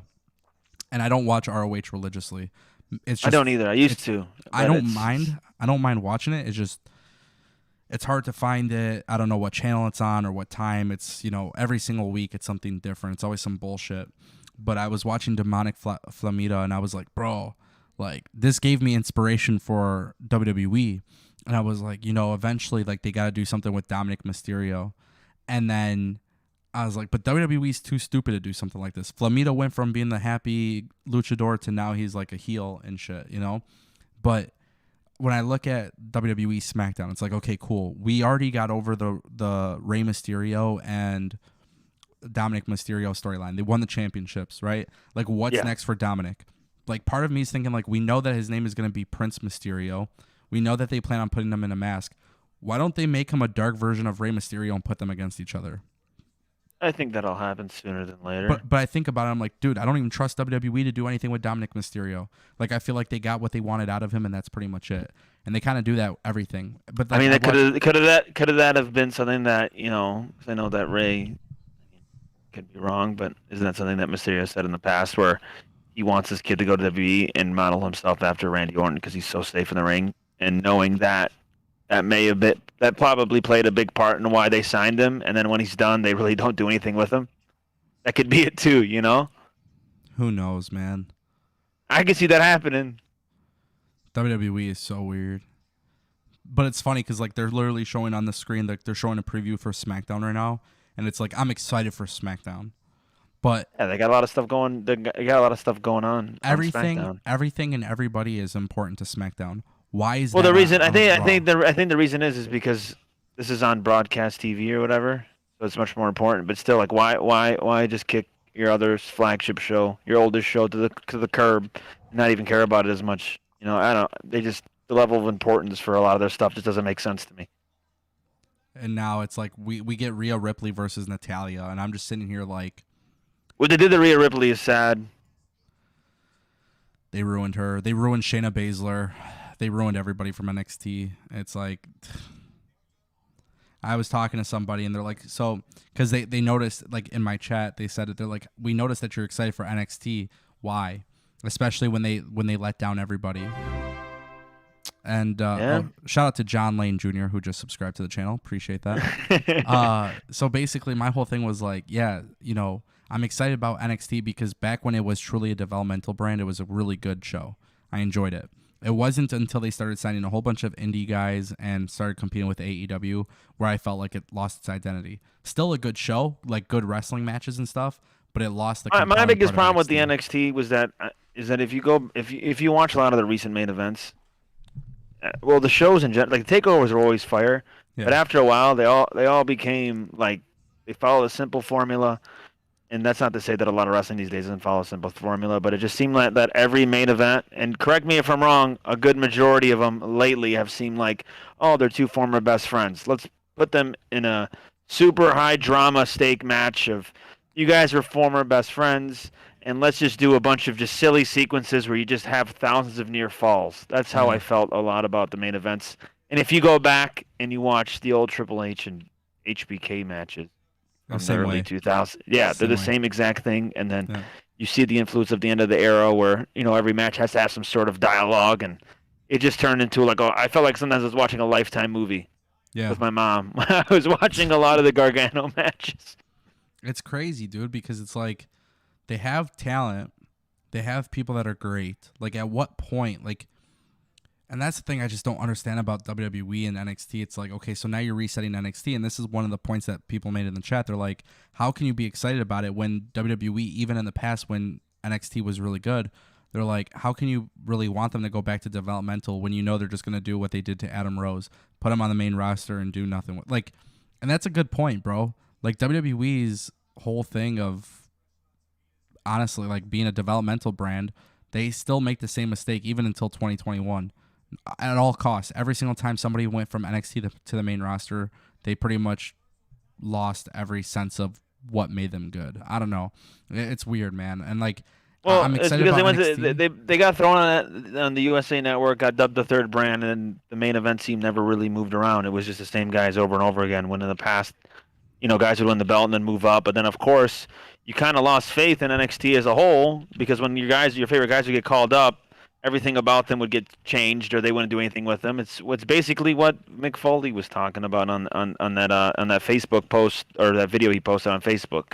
Yeah, he really buried them too. But then I'm watching this. I mean, he made all the sense in the world. He literally is speaking to like everybody that says that, and they just keep like Killer Kross. I thought Killer Kross in NXT was going to be a big deal, but you know, they kind of just, I don't know. I just think he needed a lot of work, but he was an Impact and he did awesome. So what do you think? What do you think is the reason for him and Scarlett Bordeaux not coming out together? What's the deal? They probably have better plans for Scarlett Bordeaux at this point. Let's be honest. I mean, she's a 11 out of 10, and she'll probably be treated as Sable whenever they decide to use her. That's for sure. Do you think she'll be reunited with Karrion Kross? I would hope so, because she made up majority of his entrance, right? Yeah, 100% of it, pretty much. I have a very strong feeling too. I don't know if this is like accurate. I read a comment on one of my videos that said they broke up. No, I follow on Instagram, dude. I think they post pictures together all the time. Okay. So you know what I noticed about WWE that sucks, and it's something I just noticed while watching Raw right now. What? So they have this match that's kind of pointless between Natalya and Rhea Ripley, right? Yeah. They go to commercial break like a million times. This match doesn't really do anything. There's nothing that's important about this match. Then they go to commercial break. Like, how do they expect to keep people watching this bullshit? Like, when they come back from commercial break. I don't know. I really can't tell you, man. There's so many things wrong that I wouldn't even know where to start. But it's just Raw, dude. Like, that's the thing. I don't understand. Like, I do not understand how Raw is this bad. Like, NXT is fine. Like, you could turn on NXT tomorrow and you'll be fine. You'll be happy with it. It's good wrestling. It makes sense. It's nothing too crazy, right? I'm not saying it's on the level of AEW, but what I'm saying is it's good. It's a good wrestling show, and it's not 3 hours long. But then I watch SmackDown, and I feel the same thing. Like, SmackDown's really good. I'm intrigued. I love it. I watch Dynamite. I love it. Shit, dude. Dynamite makes everything feel fresh and new, and you're not getting overexposed to the same matches 100 times. You know, that's the nice thing about it. But then I watch Rampage too, and despite like viewership dropping, which I already know we've kind of talked about, like the Friday night at 10 p.m. Yeah, but like Rampage, like not everything feels important, but it's good. Like it's good stuff, you know, just like NXT. Like those are all good. I told you, shows. I think I don't see Fox not renewing SmackDown, but you never know. And if they don't, I think Rampage goes 2 hours and it goes live on Fridays. I think it has to. They have to split the rosters. I don't think necessarily split the rosters. They do. They have to do but a brand continue split. Stories on them in a sense of not. I mean, yeah. Brand split, 100%. Here's the thing: if they do that, which they should, if they do that, AEW. But the problem is just TV in general is so crammed with wrestling right now that you really like they could realistically go on Thursdays, right? AEW. But then you heard then Rampage, for example. But then you heard Impact can't go on Tuesdays because NXT's on there. I mean, can they? I mean, they can in a sense, right? But I mean, then you're making people choose, and that's just I don't want that again. That's what I'm saying. That's my point of like where else do you put Rampage? Like Friday at 10 p.m. I mean, or go 2 hours live at 9. I mean, I've been saying that for a minute. I think they test it one day, one special episode. Hey, we're going live on Rampage on Fridays at 9. Test the waters, see how it does, stack the card. 10 p.m. for 1 hour on a Friday night tape. That to me, I don't see that formula lasting too long. But here's my point, though. I don't blame AEW and Tony Khan to take that deal if they're making more money. Because I mean, at the end of the day, the company needs to make money. I don't blame them either. And the product. But if Rampage, like, I'm not saying it's gonna flop and fail. Because I don't think it's gonna hold 1 million viewers all the time or whatever. No, bro, it's dropping. It did 670,000. It dropped again, another 20,000. The numbers are dropping. Keep it behind, but if they keep it up with that, I think that'll be fine. Because it's a 10 p.m. slot. But if it keeps dipping, I think you go to 9. So that's what I'm saying though. Is like even Rampage being on a 10 p.m. slot, 1 hour show. I'm not saying everything is as good as Dynamite or SmackDown. But like Friday night, for example, I was watching SmackDown and Rampage. I was like, beautiful. This was a good night for wrestling, right? But then it's like I watch Raw, and literally I would not be watching Raw right now if WWE didn't announce Big E. Like if Big E didn't put out that tweet tonight, I would not have been watching Raw tonight. I would have watched it in the background while I'm designing my thumbnails, sending out emails, things like that. And then I probably would have done a post show. But like once they said that, I was like, you know what? I've been wanting to do the idea of a watch along to see if WWE can capture my attention for 3 hours. And literally, like, they just came back from commercial break. I'm watching Natalya versus Rhea, and dude, I'm sitting here thinking, like, why? Like, what? Like, how is this like a counter? And I don't know if this is true, but people were saying like AEW tonight is literally, or WWE tonight is like a response to AEW in hopes that AEW doesn't beat the key demographics again.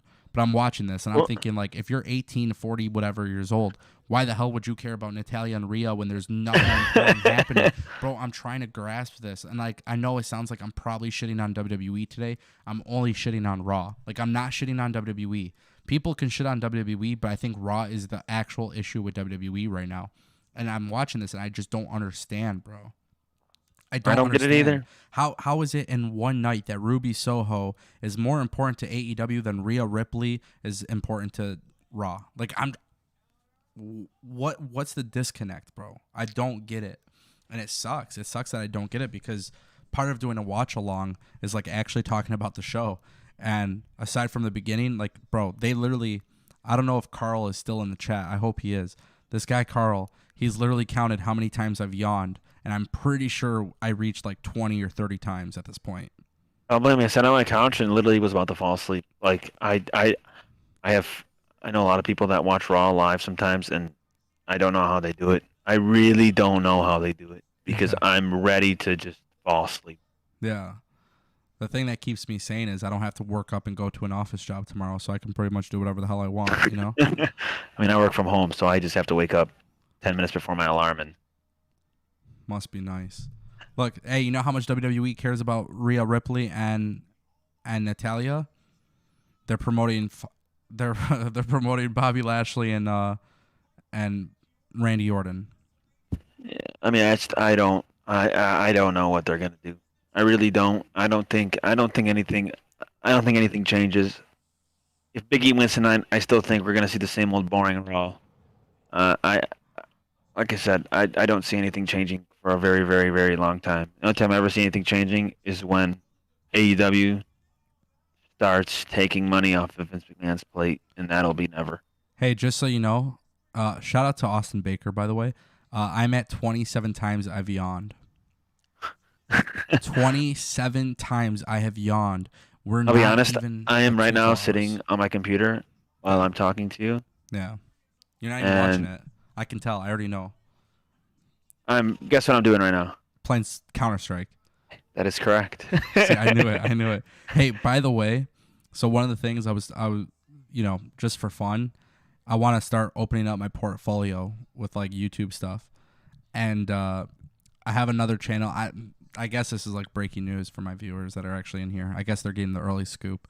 But I'm launching a channel for sports news. Because obviously I'm really huge into basketball and stuff like that, and I have a couple like friends that are gonna co-host some stuff with me on there. That's just like more of a casual conversation about sports. But then I also want to do like a personal channel for Ango, and obviously like as I do YouTube for wrestling, it's like my main priority. But it's never a bad idea to do more content. So I was thinking about doing like an Ango channel, like I'll vlog going to the gym and health and weight loss stuff and bullshit like that. But then also at the same time too, like that's going to be, instead of doing Twitch, that's going to be my channel where I just go live and bullshit. So it's not going to be as taken seriously as like Destination PW, but we should definitely play Splitgate live on YouTube. I think my viewers like you. Guys, do we like this kid? I want to know in the chat. Do we like him? Should I keep him off? You guys can bully me. It's okay. I'll be fine. I want to hear, guys. Should we keep Anthony Nukes? Like, should he come around on this channel a little bit more often? His mic sounds like shit. I can give him a good mic. Is it really? Dude, I have an Astros. I know. This is crazy. Is it really that bad? No, it's not that bad, but it sounds like you're recording your mic into a potato, that's for sure. But guys, I want to hear noise. I want to hear in the chat. Do we like Anthony Nukes? That's his name. We don't like him? No, they all hate you. They said, "Oh, he sucks." Oh, dude. Awesome. I'm kidding. Yeah, dude. Seriously though, I know you've been playing Counter-Strike. I fall off with it every couple of weeks. They love you here. They love you here, bro.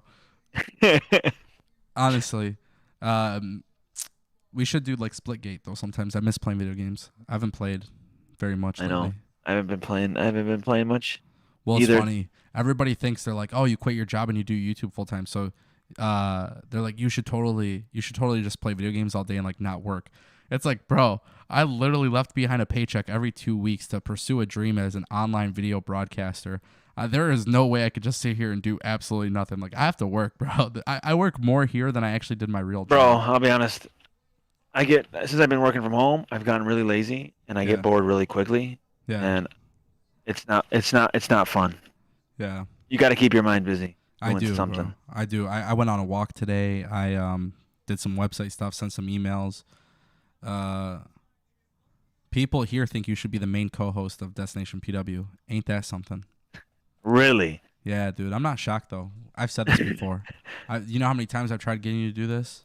I know, man, but it's just tough. I'm busy. I'm married. I got jiu-jitsu. There's just so much hectic craziness going on in my life. I know. That's why it's so funny. Dude, I'm just saying, you know, you're more than welcome to come back anytime on this channel. But definitely, bro, we should go grab chickpea tomorrow. Chickpea? Oh man, don't put these people on. I mean, they give me 1 second. I got a phone call. Hold on. You're good, bro. Just go ahead and mute yourself.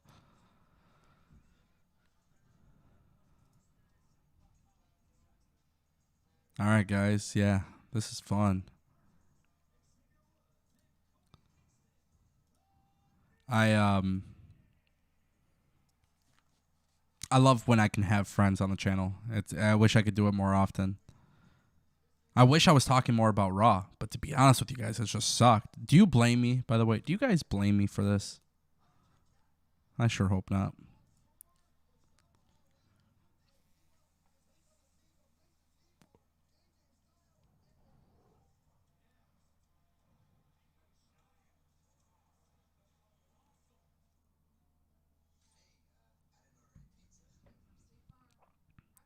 That's a great question, Jamie. Who introduced me to wrestling? Man, I don't really remember. I was a young kid, and I just enjoyed watching it. I just watched it one time and just fell in love with it. I took a break during high school a little bit. And I remember it was like WrestleMania. I was in Florida senior year, and I went on my senior trip, and I remember it was like WrestleMania. It was like John Cena versus The Rock for the first time. And my brother, he wasn't even really that big into wrestling, but you know, WrestleMania is like it's the big show. So like we would watch it periodically, and I wasn't paying attention. I didn't know half the people on the roster at the time because I stopped watching it. And I remember my brother told me about it, and the next day I flew back from Florida, and I was off of school for a couple days, and I started watching wrestling again. And I was like, okay, cool. Like, this is good shit, you know? I was introduced to a lot of new names, a lot of different people on the roster. Then NXT became a thing. I loved NXT. It was good times, man. I enjoy this stuff a lot. So it's, like, really cool. And then I think, like, so for those who don't know, Anthony Nukes and I, like, we're really, really close friends. We watch wrestling together. We do pay-per-view parties. We just went to Chicago for All Out, so that was really cool. We go on wrestling trips. We go to WrestleMania. We do all that stuff. So literally, like, you guys might notice the way I talk to Anthony is a little bit different. We do have the same name, by the way, but it's a little bit different than talking to like a different co-host because we're actually friends. So we both really understand each other's philosophy on wrestling, which is cool. But I just can't believe I'm actually sitting here. We got 1 more hour to go, which is pretty insane to think about, to be honest with you guys. I can't believe it. We're approaching 2 hours and 4 minutes. So in 4 minutes, it'll be 2 hours since we've gone live. Unbelievable. If anybody wants to support the channel, the best way to do so, super chats. We haven't gotten any super chats tonight, guys. Pretty shocking. But nonetheless, if you guys want to support the channel, super chat or the donation link in the description. It's greatly appreciated if you guys do it because, yeah, this is now my job. So I definitely appreciate it. It helps motivate me, do daily content, all that good stuff. If you do a donation larger than $10, you will be listed on the live stream. So right now, Wrestle43 Life is currently at the top with $10 donations. He's considered the DPW World Champion. So the DPW World Champion is whoever's the highest donation. If you guys want to support the channel, it's always helpful. It's always appreciated. It's not expected, but it's appreciated. So just food for thought if you guys want to help out. If not, no big deal. Your subscription's fine. Or you could become a member for $4.99 a month. Whatever you guys decide, it's up to you. So, again, thank you guys for showing your love and support. Heavy promotion for NXT 2.0, by the way. And hopefully Anthony Nukes comes back. I miss him already.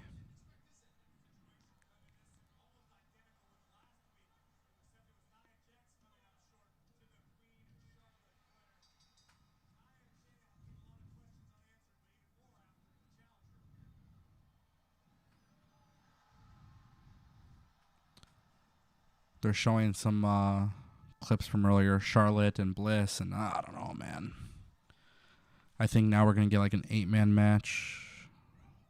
Mansoor, New Day, Mustafa Ali.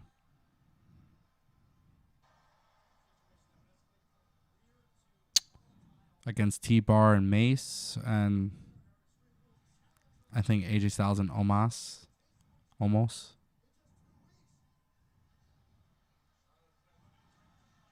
I'm not sure. They're still showing clips of Charlotte like I care.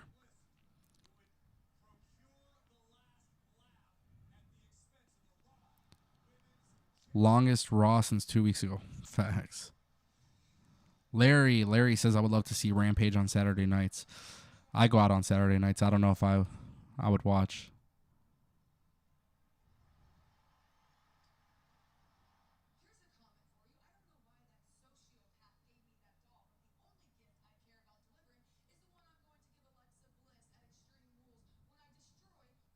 How do I feel about the AE game so far? Can't wait. I'll probably play it on the channel 24/7.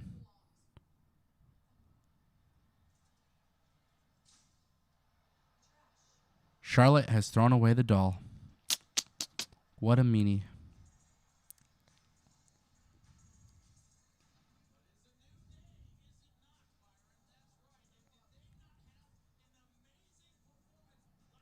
Man. I'm going to laugh so hard if the New Day turn on, if they turn on Big E. I'll cry.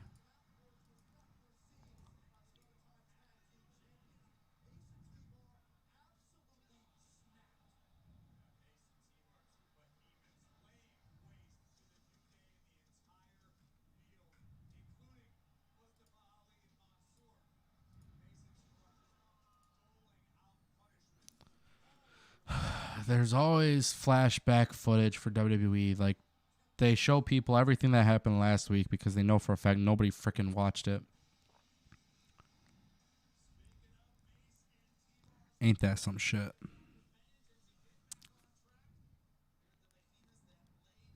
WWE 2020 on Roblox? What in the world is that?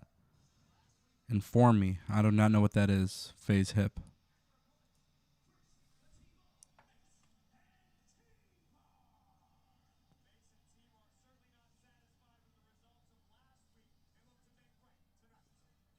What's up, Avery? Welcome to the stream. Welcome.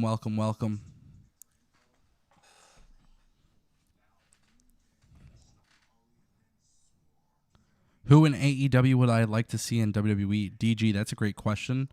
When Nukes comes back, I want to ask him that. Right now in AEW, I think Britt Baker would do really good on SmackDown. I think she would be like a top star type of person.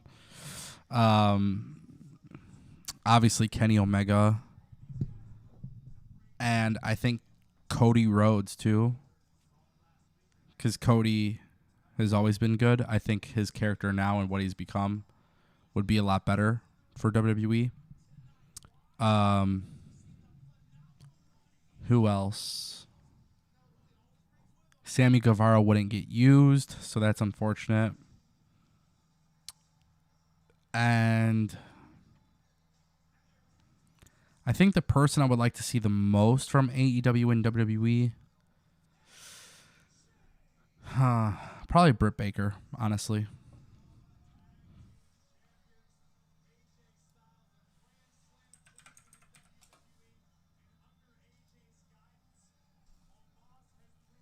We have officially reached 2 hours, my friends. So keep that in mind. I wouldn't put MJF in WWE just simply for the fact that I don't trust him in WWE. Hey, friend, I'm back. Oh, no, he's back. He's back. He's back. I got to unmute myself. Hey, there he is. Nukes, we got a question in the chat. I'm very curious to hear your answer. I'm pretty much declaring Britt Baker would be the answer for me. Most people ask who in WWE would you like to see in AEW, but in AEW, who in AEW would you like to see in WWE? I got to say, oh, man, this is tough. I said Britt Baker just because I think she could be a top star there. That's fair.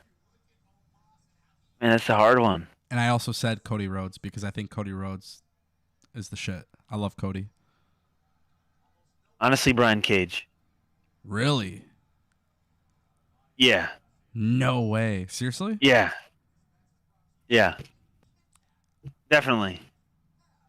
Shit, dude. That could be a possibility after Melissa Santos just buried the shit out of AEW. Say that again? That could be a possibility since Melissa Santos just buried the shit out of WWE. He got the look, dude. He'd do sick there, I think. I think he would do good there. It's so funny. He's so underutilized there. He's just so overshadowed, man. There's so many better people. There's so much. I can't even speak right now. The people that are in AEW are like miles ahead of him, I feel like. Yeah. You still got Raw on your TV screen right now? Yeah, what is going on? I had to run upstairs. You're good. It's an 8-man tag match. But what do you think of the New Day's attire? I love it. It's the Outsiders. Yeah, I think they're foreshadowing something. Dude, I'm telling you, man, they're turning on him tonight. I think you're right. I think Kofi turns. I think or that whole Keith Lee thing too. What Keith Lee thing? Didn't they say they want to make him into a monster heel? Who Oh says he doesn't come out and squash Big E as he's turning it in and costs him the title? And joins up with Bobby Lashley. I think I just spelled it for everybody. Holy shit! Those are my two things right now. Shame on WWE, bro. They're gonna literally have Big E not freaking win. They would do that, dude. They're gonna screw him over. Watch. I mean, they'll get people talking, but I guess WWE's all about moments, right? They don't really give a shit about anything else. They don't care about happiness. They don't care if you're fucking depressed watching this shit. Oops, I just swore. Sorry about that, guys. After you told me not to swear, dude. I know, I'm sorry. See, I get worked up. Because WWE pisses me off. You know, you should get on this show, dude. Is Vince Russo, bro. I miss Vince Russo. WWE desperately needs him. I don't. Guys, do me a favor in the chat. Do me a favor. Tell Vince Russo that Destination PW would like for him to join the show one day. Probably could get him, dude. I want to talk to Vince Russo because me and him are two of the greatest minds in pro. No, I'm just kidding. But no, I feel like I would have a really good conversation with him. I really do. Vince Russo, if you're watching this, if this somehow lands into the Twitterverse or something, please, dude. I just want to talk to you about WWE and AEW. I think we would disagree and agree, and I think, dude, honestly, I think Vince Russo would absolutely be great for WWE television right now. Like, no, he would not. Yeah, no, he wouldn't be. He should be the world champion. If WWE really wants to get people talking, you bring in David Arquette and Vince Russo right now. You don't even think twice about it. You're trying to kill them all, dude. That's what you're trying to do. I'm just saying. You want to make history, you do it like that. And God, listen. All I'm saying is this: WWE has one shot tonight to get it right. Even if Big E doesn't successfully cash in, that's fine. But it's got to lead to something that's important and something that makes you want to watch next week. And the Nothing will. New Day splitting up would make me tune in. Or New Day You turning think on them. that would tell you to tune in every Monday for 3 hours? No, it would make me tune in for the moments that they're on. Because there's no way in hell I'm doing another 3-hour watch along. 2 hours for SmackDown, 2 hours for NXT, 2 hours for AEW. Shit, dude, I'm totally cool with that. Those shows, I won't be sleeping. But this, brutal, dude. That's too much. I would cry. AEW got me excited about a guy named Brian Pillman Jr. who has barely been on AEW Dynamite, but for some reason, I'm watching AJ Styles and I could care less right now. It doesn't make sense, dude. I mean, AJ Styles is old now, but he's still one of my favorites of all time. Yeah, he's one of the GOATs. Just, it's unbelievable, dude. I don't know. Carl says, if they squash Big E, do you think he would leave WWE for AEW when his contract is up? Shit, dude. Yes, I think it's very telling. Yeah, I mean, if they don't pull the trigger with a guy like that. That Young Bucks bio on their Twitter bio has a lot of truth. What was their bio? That a couple months ago, I think. Remember this tweet or remember this bio? Because one day we'll wrestle New Day. They know something that we don't. That's for sure. Yeah. If you look at all of the guys that have jumped over, and they all talk about Brody Lee. Yeah. They were all that like OG FCW crew were all close knit boys. The thing that they don't talk and chill with each other and talk about their current situations. I think you're insane if you don't think that's a possibility. Could it happen tomorrow? I don't think so, but I'm sure it'll happen. It'll happen sometime soon. I think the Money in the Bank, if they fumble this, is very, very telling if he leaves or not. Or if they leave, that's the thing. Like what more can Kofi Kingston do in WWE at 40 years old? He ain't gonna main event at WrestleMania, that's for sure. Give me the New Day versus Young Bucks and Kenny. It'll happen, man. I'm telling you, it will happen. Give it to me. Give it to me. But like I said, everybody that has signed has really talked about that Brody Lee situation being a huge selling point for them. And that's basically what brought Punk in, right? Yeah. He says it was so nice being on a roster that didn't talk about someone's personal life and what they were going through, and not one person leaked it out. And it all came as a surprise to us when we found out that he died. And all those guys in AEW right now are all boys. You're telling me that if me and you decided to run a company together and we were in the same industry, you don't think I would try to pull you into where I'm working at? Of course. They're all friends, dude. Yeah? It's like Kenny Omega was talking about Roman Reigns, and it was like an out of character type thing. You know, he was just talking about the PWI top 500 or whatever, and he was saying how he's like, look, man, like Will Ospreay could be up there, Roman Reigns could be up there, and the fact that we're all at the top, like, it's really good because it just shows like these are all names. We're all guys that changed. You know, we all changed in the past year to get better for ourselves, and look what happened. Like, you can't argue like how great Roman Reigns became, and you can't argue how great Will Ospreay became. Like, everybody shifted their character. Can we talk about the Roman Reigns situation? Because you know my opinion of it all. Yeah, I don't care. We could talk about it. You know how I feel about it, right? Yeah. So basically, my thing is I do not think that Roman Reigns is going to lose to anybody that's a full-timer on anytime soon. Yeah, no, it's going to be against The Rock. They don't know how to make a baby face. I think it's either going to be someone like Lesnar that beats him, Goldberg, or The Rock. Yeah. And I feel like we're going to be very, very disappointed by the end of it. Yeah, we will. The fact that it's not going to be Finn Balor kills me. The fact that they're going to have the Demon and I think Finn Balor leaves, bro. Oh, 100%. Where he goes, I don't know. I mean, after a while, you're going to think that AEW... You think AEW is going to start signing everybody that WWE releases as a big name? Everybody. And then Rampage becomes a 2-hour show, goes live to compete with WWE SmackDown at 8 o'clock on Friday nights, and then on top of that... They would get slaughtered, man. You think? Yeah, dude. Then you could do Rampage Monday nights. No, don't do Rampage on Monday nights. Let Rampage kill Monday Night Raw. Let AEW's B show kill Monday Night Raw. That would be something. I'm excited to see what the numbers look like tomorrow. If AEW announced tomorrow that we're splitting our rosters and we're going Monday nights. You're telling me right now if Bryan Danielson was on Monday nights on Rampage, you're telling me that it wouldn't be worth watching? Because I'm telling you. Oh, I'd watch it, but I'm not going to say they're going to beat Raw. They're going to beat Raw. They're beating Raw on Wednesdays. I think it's company man. It'd be company suicide. Shit, dude. I don't care at this point. They have the thing is WWE has such a sick roster and they don't know what to do with them. I'm literally watching this match and I'm like, oh cool, like Mansoor and Mustafa Ali, two really good wrestlers, and they're put together as a tag team and they're not doing anything with them. Like, why, bro? Mustafa Ali had the chance to be a top babyface. He was gonna win. You know this, bro. WWE doesn't know how to make baby faces, man. You know this. Then they did Retribution, and it's like, okay, Retribution had everything. Retribution. Dude, I was hyped as shit for that, and then I seen them debut, and I'm like, yeah, I'm good. Yeah, Reckoning, T-Bar. Like, dude, what? that was so bad, bro. That's something I would have came up with, and dude, honestly, that is something I would have came up with back in the day with No Mercy. Yeah. You wanna know what Kaw's name in No Mercy was? You're gonna laugh at me. What was it? He literally was a Jeff Hardy clone. And his name was Fireball, dude. Tell me that dude would not have fit in Retribution. Yeah. Tell me that name wouldn't fit perfect with Retribution. Yeah, dude, it's funny because it would have, and the funny thing is like, dude, Slapjack, like, bro, how do you do that to Shane Thorne? Shane Thorne is so sick.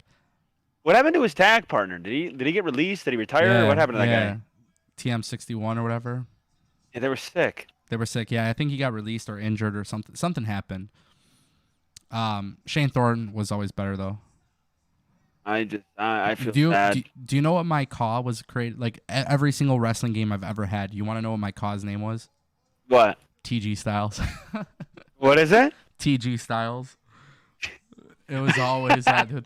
How about this? Dude, you're a mark. I don't know if you ever remember so back in like 2009 to 2014, I had a YouTube channel called Project 9 Gaming.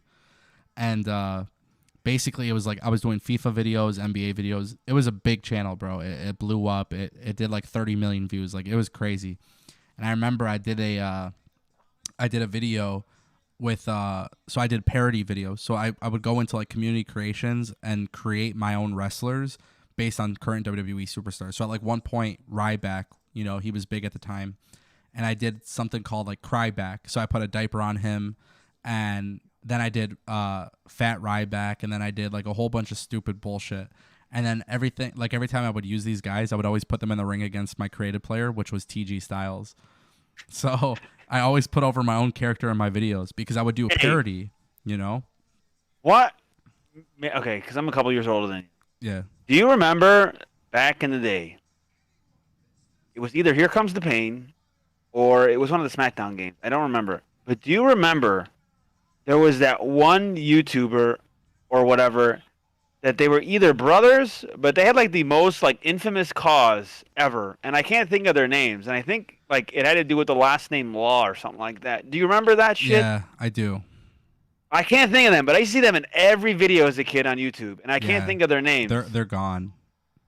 What was their names? I can't remember. Because they literally were like Jeff Hardy clones. I remember they would always do videos of them jumping off of the fist. I can't remember. Give me 1 second. Makes me wonder. I want to watch this backstage segment with Lashley and MVP. I'm gonna find these guys. Someone tell us, man, please. It's bothering me. I'm hopping on YouTube to figure this out. Jamie Palmer, welcome to the live stream, brother. This is my cousin Anthony Nukes. He's just joining us. I was miserable for the first 2 hours of the show, so he came and joined, and we've just been kind of talking wrestling ever since. We're just waiting for the Big E stuff to happen. I can't find out who they were. Yeah, it's gonna be. Someone has to know, man. It's pissing me off right now. Yeah, I don't know.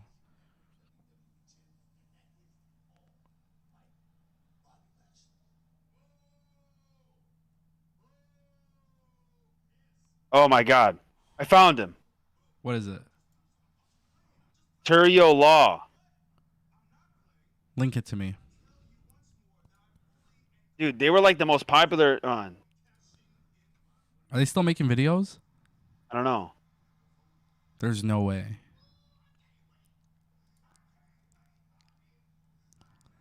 WWE is clickbaiting us so bad. They are, dude. Hey guys, don't forget, if you guys want to support the channel, by the way, DPW World Champion, Wrestle43 Life donated $10 today. Anything more than $10 gets your name listed on the stream as the DPW World Champion. So basically the way that this works, whether it's a super chat or a donation in the link in the description, anything higher than $10 gets you listed there until somebody beats you. And a lot I'm of cool texting things. you his name. Perfect. Sorry to cut you off. You're good. Yeah. I'm just promoting my channel, you know, trying to make an honest living. Not that this is my job, but it's cool, bro. Cut me off. I just texted you. That was his call name, dude. I remember seeing that guy in every single video as a kid. I'm about to watch that after, too. Good times, dude. I'm going to laugh, too, because I'm going to go. I think you spelled it wrong. You did. They were brothers, too, I think. Yeah, back in the day. Good times. That's so funny. Oh, I don't know where this guy came from, but it was so popular. Yeah, bro.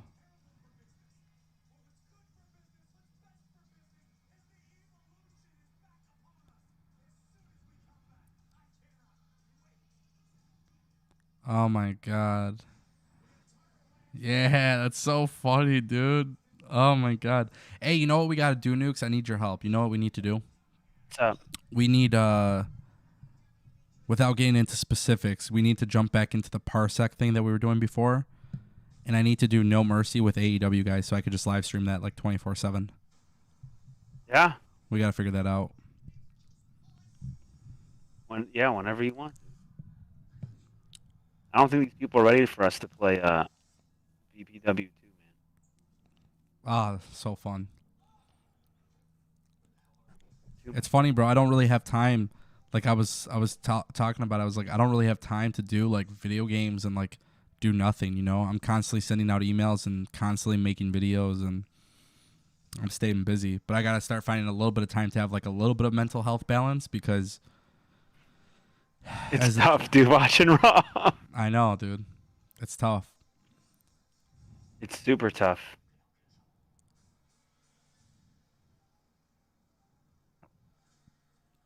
What a day. What a day, what a day. We're getting closer to the Big E stuff. Literally. WWE, when WWE pulls in 1.3 million viewers tonight, they could thank me because I sat through the entire show and watched all the commercial breaks too. They could thank me. They could thank me and everybody that's watching this stream because we are helping them out significantly. Oh, yeah. Miserable, man. I'm miserable watching this show. Sadly. Like, it's so sad, bro. Like, I feel like I just wasted my whole life. Literally. I feel bad that I hate it so much because it's just like nothing feels important. Nothing makes me feel like I should be watching this, you know? Terrible show.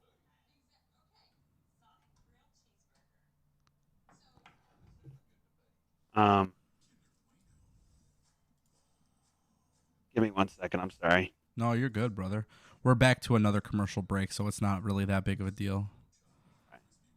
I ordered a bunch of stuff off Amazon, and they said it's supposed to come in tomorrow, but it came in today, so I'm happy. I don't know what to tell you, man. I don't think I ever want to sit through a 3-hour Raw again. Yeah. Something big has to happen tonight for me to really care. I wish Impact was bigger because I would sit down live stream with you all day watching Impact. Impact doesn't do anything for me YouTube wise. That's the problem. Yeah, I mean I don't blame you. You just be wasting your time, even though it's a great. I think it's one of the better products out today. If my viewers want me to do more Impact stuff, I will. But it sucks because I enjoy Impact so much too. I really do. Yeah. I think that the reach isn't as far as WWE, but that's past regimes to blame. what could have been with them is sky's the limit. But you bring Hogan on board, who doesn't care about nothing besides himself and all that, and I don't want to get to that because it's just so depressing. It makes me sad. I know, right?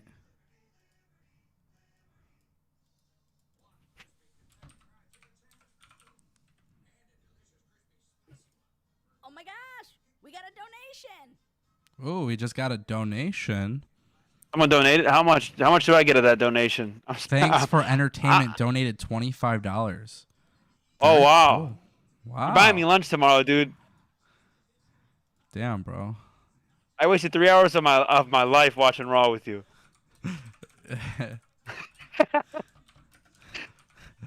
Wow. Very cool. Hey, you know how I feel like when I'm watching Raw? How do you You feel? want to know how I feel? Dude, I feel like I'm sitting at the Secretary of State waiting to get my driver's license renewed, and there's like a line out the damn door. That's how I feel. And I keep looking at the clock, and it's only 10:22, and I feel like I've been watching this show since like 2 p.m. Dude, I know. So what's happening now? We got Dewdrop versus who? Eva Marie. Eva Marie. Bro, if they just got rid of that stupid-ass name, it'd be all good. But no. Dewdrop. What does that even mean? I don't even know, bro. You know what's even more torture, dude? And I was gonna log off and tell you I had to go, but my teammate in Counter-Strike isn't texting me back, so I'm forced to play Counter-Strike alone and watch Raw for 3 hours. So listen, right now we got Eva Marie versus Dewdrop. This is a match I'm actually gonna watch. Eva Marie. Dude. I enjoy watching Eva Marie's matches. They're 5 stars every time. Nukes, you got a question in the chat from DG. He says, at Nukes, Phil Davis or Yoel Romero on Saturday for Bellator MMA? Oh man, that's a hard one. But if Yoel Romero comes out there like he did against against Adesanya, then I definitely think Phil Davis is gonna win. But Yoel Romero scares me because he seems like he's been made in a lab. So maybe he wins. I couldn't tell you who wins that, but I'm excited to see it. That's Saturday night, right? On Showtime? Yeah, but then UFC's on too, so yeah, I probably gonna have to do double TVs. Jeez. What's Saturday's UFC card? The best website to follow for that, for the schedules, is MMA Fighting, dude. There's so many fights. I forget who fought like a week ago. There's so much stuff that I follow. Covington is next month, right? Covington versus Usman? No, Covington's in November, right? Hold on. Covington is... Oh, it doesn't even go that far. Yeah, they haven't put it on here yet, but I think it's in November 6th. Yeah, it's November 6th. And so far on here, it's Anthony Smith versus Ryan Spann in the undercard. There's some people that I've probably watched before. I just don't remember their names. But the week after is the big UFC 266. That's a loaded, stacked card that I kind of have a feeling where everything goes. Yeah. Besides the Robbie Lawler and Nick Diaz fight, something tells me deep down inside that the Nick Diaz fight does not happen. I agree. The MMA gods are not with us. They're not. I pray to them every Saturday, or Friday night and Saturday night. What did you think of Vitor Belfort versus Evander Holyfield?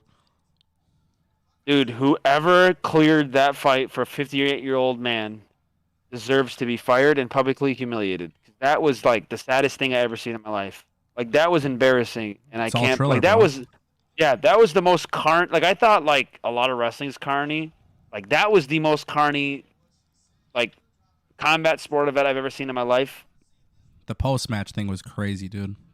Yeah, the owners were drunk on TV. Looked so unprofessional. It's funny because like wrestling fans laugh at like Tony Khan for like freaking out, but like he's never done anything like that before.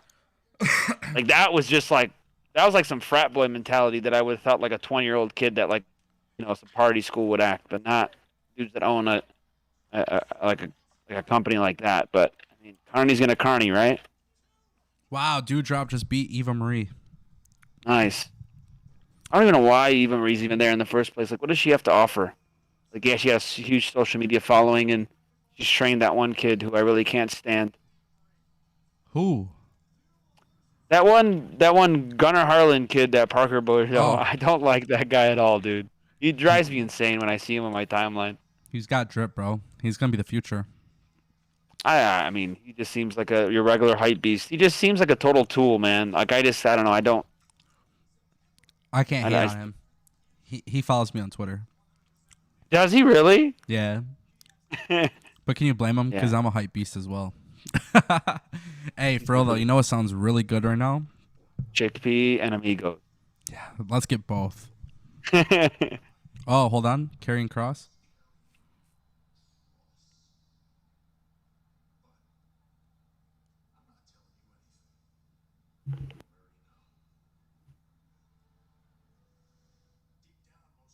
I love his. Shh.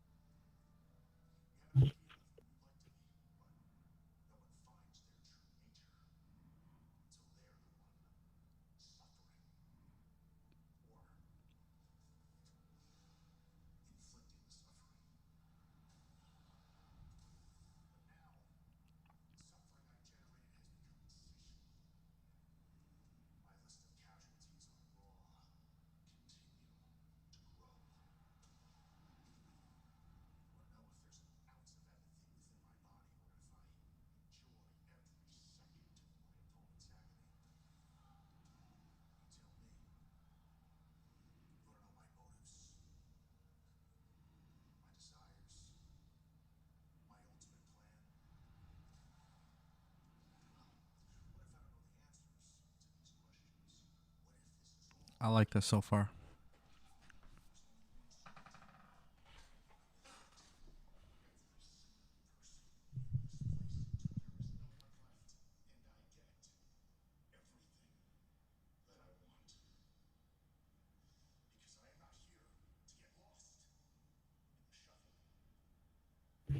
That was the best. That was the best promo he's done, dude.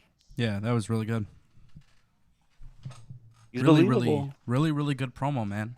Karrion Kross, it's like See, we can say nice things about WWE, dude. I had to wait 2.5 hours to get to this though. Yeah, that Karrion Kross. Sorry. Oh, it's time for Randy versus frickin' Lashley right now. Woo. I should be able to watch this. I may have to hop off Counter-Strike and actually watch this. Yeah, you should. Listen, man. If they give Big E the belt tonight, I'll never complain about WWE again. Despite how shitty they might be sometimes, I will never complain about them again. I will say, when somebody complains about WWE RAW, and they're like, yeah, but did you watch that match between Rhea Ripley and Natalya? I'm like, yeah, it was great. But I'm really lying. I'm just saying that because I'll be happy that they gave the belt to Karrion Kross. I don't know what's gonna happen here. I'm super worried. I am too.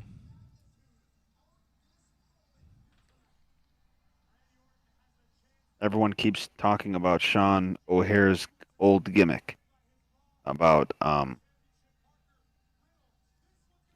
Cross's promo. Those are pretty good promos if you go back and watch them. Wow.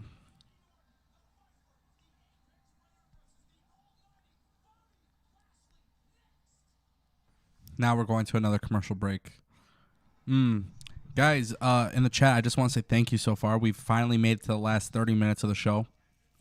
We got a commercial break, but also just in this entire duration that we've been live, we've had over 3,000 views on this live stream. So I just want to say thank you. I know you guys share my stuff on Facebook and Twitter, but I appreciate it. We hit 27,000 subscribers. We got Anthony Nukes in the chat. I have Billy Davis. I know he was talking about jumping in here. I kind of want to bring him in because I would love to have a third opinion on this. Where is he at? Let me see if I can add him. The more the merrier.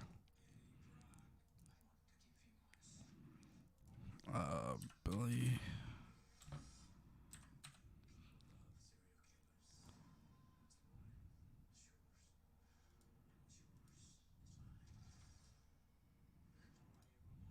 Why is... Oh my god, this is so weird.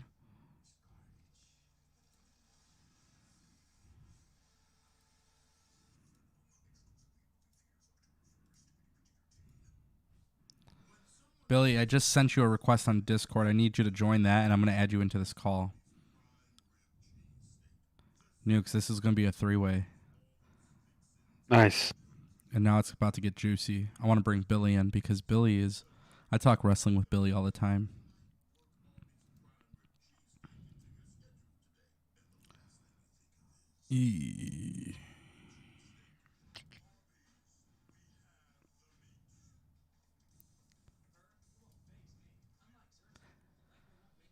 Wow, Big E Langston's about to cash in, dude.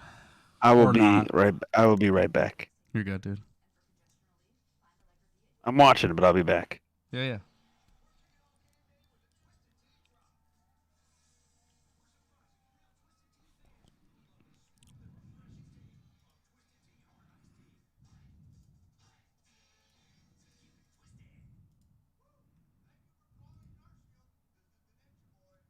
Billy, I need you to accept the Discord request. I can't get you in here.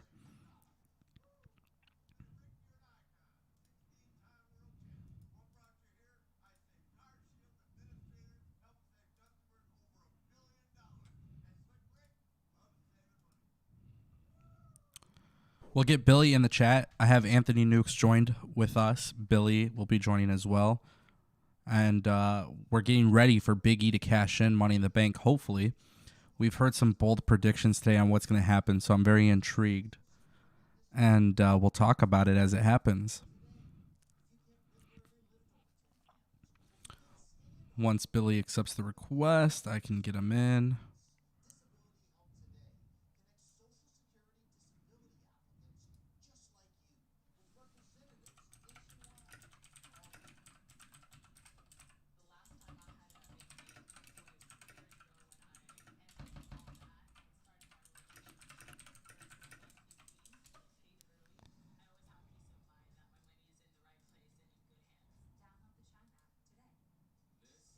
All right, we're waiting on Billy. Billy, I've already told you what to do. You got to add the friend request on Discord so I can add you into the chat.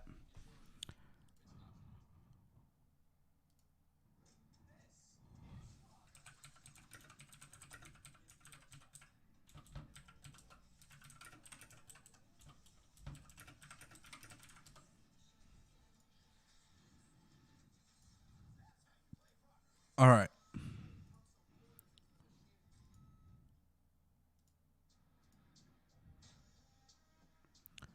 We're calling Billy. Billy Davis. Yo, hear me? I hear you, my friend. Yo, what's going on, my boys? Not much. Hey, chat. We're coming back from commercial break in just a second. It looks like we're getting things kicked off with Big E, Lashley, Randy, whatever's about to happen. We're about to give you the live reaction. For those who are new to the stream, right now I have my cousin Anthony Nukes, and I also have my good friend Billy Davis Music. We are here talking wrestling. And Raw has been very, very uneventful.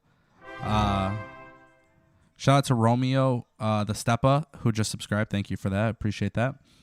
Yeah, Raw has been kind of lackluster. Some good, some bad. I've mostly been shitting on the product. And I think that is largely due to the fact that I'm just extremely tired. And I've been waiting for Big E Langston all night. And now we're probably about to get it. Billy, how are you, my friend?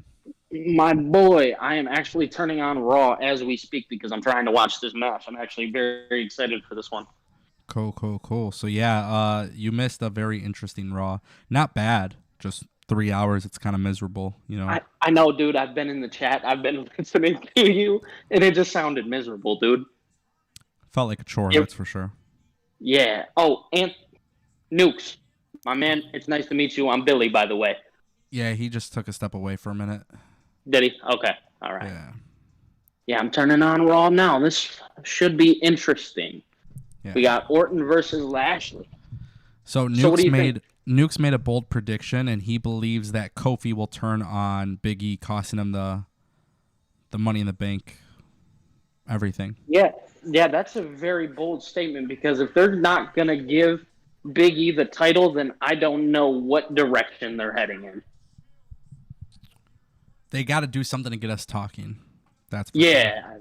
They have to because, like you said, it already seemed like an uneventful Raw. They have to do something to get us interested. If it was 2 hours, it wouldn't be uneventful. Dude, I swear, if they could go back to 2, me and you have had the discussion countless times. If they can go back to 2 hours, it'd be amazing. But I just don't see it happening. Yeah. You got Bobby Lashley coming out? Yeah, Bobby Lashley's out with MVP, and then we got Randy in the ring. I just feel like they've been clickbaiting us this entire night. I have a feeling either Lashley retains, right? If Lashley retains, then I think Big E doesn't cash in. Actually, I'm more convinced that either Big E walks out being successful cash in, the New Day turn heel altogether and don't join anybody, but they help Big E win, or Big E he loses and it's because heel turns. So I don't know. Yeah, man, this one's going to be real interesting, I think, because there's so many ways and different ways that they could do this. You know what I mean? I mean, whatever they do, it's good luck to them. Right, I know, because Wednesdays are looking real hot right now. Every night, we were talking about this earlier, every night is real hot aside from Monday nights. That's the only night that's not. And it's just so funny because I don't know when Monday nights became the B show. It's the C show, in my opinion, bro. You think so? 100%. Oh, NXT is better. NXT is way better. SmackDown is way better. Dynamite's way better. Rampage is way better. Hell, WWE main event is way better. Oh, jeez. That's a big take. Just saying, dude. That's a hot take if I've ever heard one. I mean, to be honest with you, I was telling you, I was like, yeah, viewership and stuff is good. Like, I'll keep doing Monday nights. We did over 3,000 views tonight. Dude, I see not viewers, but 3,000 views. Yeah, that's insane, dude. Which is great. I told you from the get-up, man. As long as they're watching, it doesn't matter. Yeah, it's nice to see people engaged, and I can't see the chat, but to the people who are in the chat, appreciate you guys for this, man. This man's been working real hard. Yeah. Well, it's like one of those things I was like, yeah, if the stats are good, I'll keep doing it. Because my thing is I don't want to be doing anything, especially now that this is my job. I love wrestling, but I don't want to do anything if it's not going to equate to, 1, me having a good time, and 2, a waste of time completely, where it's not fun, nobody's enjoying it, there's nobody who really cares about it. And it's funny because 3,000 views on this, and I'm just sitting here thinking like, damn, bro. I know for a fact, anybody who stopped in this stream, I know for a fact they don't give a shit about Raw. And I know the response right now, if it was NXT, SmackDown, or Dynamite, or Rampage, it would be totally different. Yeah, dude, I think these people just purely enjoy you. I've been saying that. Go ahead. No, go ahead. Oh, I was going to ask how the crowd's been tonight. Crowd's been fine, which is the crazy part. Have they? Yeah, they've been good. So they've been engaged. I think what it comes down to, they're in Boston, but I think what it also comes down to is like WWE, COVID. People are just excited to be out and about. I don't think it's a direct, like the Alexa and Charlotte thing. I thought there was a couple cool elements to it that were like, okay, cool.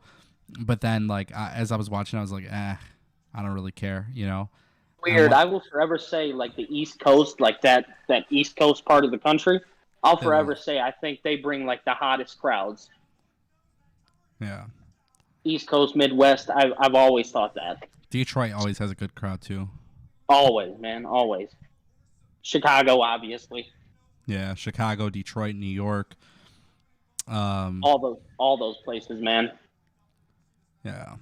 This is a good match right now with Randy and I was just about to say that, man. Like, this match feels good. I'm not gonna lie. I'm glad I didn't have to watch the 2.5 hours just to get to this. Yeah, Karrion Kross had a great backstage promo. It was like incredible. But me and Nukes were talking. I was like, damn, bro, I had to wait 2.5 hours to get to that. Like, that is just such a bummer. Like, put Karrion Kross on SmackDown, it'll be fine. Put any of these guys on SmackDown, it would be fine. It's just Monday Night Raw is too long, man. Too long. I don't know. Like, I'm sure JD's going to fucking... Oops. Guys, I swear it again. I'm sorry. I'm sure he's going to have... I'm sure JD's going to have a great take on this. Because JD, he says what everybody's thinking, but he's afraid... but he's saying what people are afraid to say. And Also, at the same time, too, like JD, I think a lot of times people get it wrong about him, but he'll praise WWE when it's good. But obviously, when WWE is bad, he really goes into them. And also, he does the same thing with AEW. But I actually look forward to hearing what he has to think about this because, to be honest with you, this last segment, dude, if they don't come through with something good here, anything good, JD, I can't wait to hear his reaction because my reaction is PG. So I already know for a fact. We need that rated R. We need that rated R take. Yeah, I need somebody to go all in, and that's what I love about JD. So I'm sitting here, like right here, like right now, DPW has always been PG. It's family friendly. Right. My audience ranges from all ages, so I try not to, it's a little bit different of an audience than his, but I can't wait to hear what he has to say because right now I'm telling you, like I was watching the 8-man tag match and like I just want to go so hard into it, and it's funny because I love all those guys in the match, but it's like, why are we doing this? And I think it goes with all these guys being so underused and them not really having anything for them. Dude, I look at their roster and I'm like, man, in the past, maybe 4 to 6 months, they've cut, like half their roster? The issue is not their roster, though. Yeah, that's true. It's not their roster. Anybody tries to argue that, I have a great argument with that because, truth be told, they can get rid of Randy Orton and Roman Reigns for all I care. They have great wrestlers. They just don't do anything with them. And that issue is solely on Raw. I don't think anybody has an issue with SmackDown. I genuinely don't see a lot of negativity about SmackDown or even NXT. Like, I know NXT is a lot different than what it was before, but even that, for the most part, it's watchable. It doesn't mean... Go ahead. It doesn't mean that NXT is terrible, but it's watchable. There's some good, there's some bad. But at the end of the day, people who enjoy wrestling can truthfully say that they enjoy Dynamite, they enjoy NXT, and they enjoy SmackDown. Even when all three of those shows have something bad about them, it's still something that they enjoy because they know that comes with watching wrestling. But then when you watch Raw, you start to realize, holy shit, this product is just so... It's too long. It's a lack of direction. SmackDown this past week, everything felt important. Tomorrow, NXT is going to feel important. Dynamite, everything feels important. Why is it that Raw has nothing that feels important other than Big E and Lashley and MVP and Randy Orton? Why? It's because there's a lot of intrigue there. But after this, what happens? It's tough, dude. It's tough. That's what I keep saying. I'm like, okay, well, we're going to get here. And I even asked you this earlier. I was like, what do they do after this? Where do they go? Are they going to protect Big E? Are they going to make him look like a strong champion? Or is it going to be somewhat of the same of Kofi's run, almost, where it's the feel-good moment for now, and then 4 or 6 months down the line, we're getting the belt off of him, and he's had like 2 good championship matches. I don't think they give it to... I don't. I'm now that I've been watching Raw, I'm 100% convinced they don't give it to Big E. Wow, you don't think so? 100%. Well, he tweeted out earlier that he was doing it, so that already gave it away. Yeah, he's not. They're gonna do something. Nukes mentioned something that I thought was cool, which I wouldn't be mad. I know it's gonna draw a lot of uproar, but it does something good. Nukes mentioned something about there's been talks of Keith Lee coming back as a monster heel. So he was saying, they had the plans with Adam Cole originally. Yeah, so he was saying, what if they pair Keith Lee with Lashley and MVP? And I like that. I like that idea because Keith Lee can definitely use it. The thing is, again, long-term storytelling, like what will WWE do? I don't trust them. And then I mentioned to him, my tweet that I put out earlier, and I said, hey, what if New Day turns heel? And he goes, well, he's like, I don't see Xavier Woods doing it, but basically he can see Kofi turning on him. And I don't know, like if we get some sort of variation of that, like New Day turning heel, turning on Big E, Kofi turning on them, I mean, that's like a Shield moment. Probably even more impactful, to be honest. And I was just going to say that. It might be more impactful if one of them turns. Yeah. Because of how long they've been together. Correct. And how long, I mean, we all know the New Day as the great baby faces who are amazing and we love them. Look at their attire, bro. The Outsiders influence, like, yeah. To me, there's a little something that's there. And I think a lot of people right now, like, it would be fine if they turned on Big E. I would be totally fine with it. I would have no issue with it. The only outcome I will not accept tonight, for sure, 1,000,000%, The only outcome I have is what if Big E goes to cash in, nobody interferes, and he loses. That's the only outcome I won't accept. Any other outcome, I will be completely fine with it because it's going to allow for some sort of story to come out of it. Whether it's Keith Lee, Kofi, or the New Day altogether, Big E turning heel, like whatever it may be, and that's why I tweeted out the thing today. I was like, hey, what if New Day and the Hurt Business come together and form a super group? That right there would make me incredibly excited. But here's the thing, if they turn a super group and then cost Big E the belt, I'm okay with it. But if Big E has no interference and he just straight up loses, mark my words, this will be the last time I watch Raw. You took the words out of my mouth, dude. I was just going to say that if they do something and they've built Big E to feel important like they have, they've built him to feel important like we've all been waiting for the cash-in, and they just let him lose clean, or even off like a BS finish almost, not like a roll-up or something like that. You know what I mean? Yeah. I don't know, dude. I don't think I'd ever be able to watch Raw again. Yeah, no, it's got to be a situation where they do something to create a story here. I have a feeling that the New Day turns on him, and I think that's actually a really good storyline because here's the thing: if the New Day turns on Big E, imagine how much bigger it will be when he eventually wins the championship. That's what I'm saying. If you want to continue building him and you give me a good story, I'm all in. You know what I mean? I'm all game for it. But it has to lead to that. If it doesn't lead to that, then you can't trust WWE.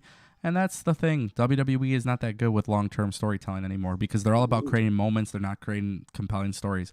But mark my words right now, if WWE has a scenario, right now, if WWE has a scenario where Big E cashes in Money in the Bank and he does not win, and it's all clean. There's no interference. There's no distractions. There's no DQ. He just flat out loses.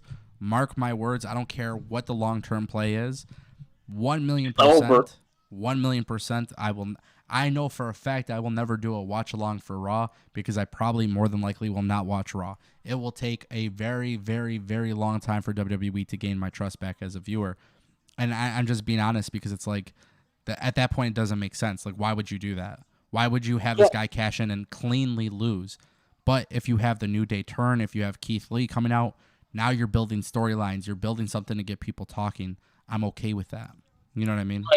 And I think that's the thing is like, okay, if you're going to get me to talk, I'd rather talk than just have that moment. I'd rather talk for a couple weeks, maybe a couple months, and have something to talk about rather than the moment almost. I know that's weird to say, but I know for you, you'd probably agree. Because it's almost like it kind of helps you because it gives you things to talk about. You know what I mean? For sure. It gives me stuff to talk about, but it gets me interested in being a fan. And the moment's cool. The moment's cool, but it's only for the moment. You know what I mean?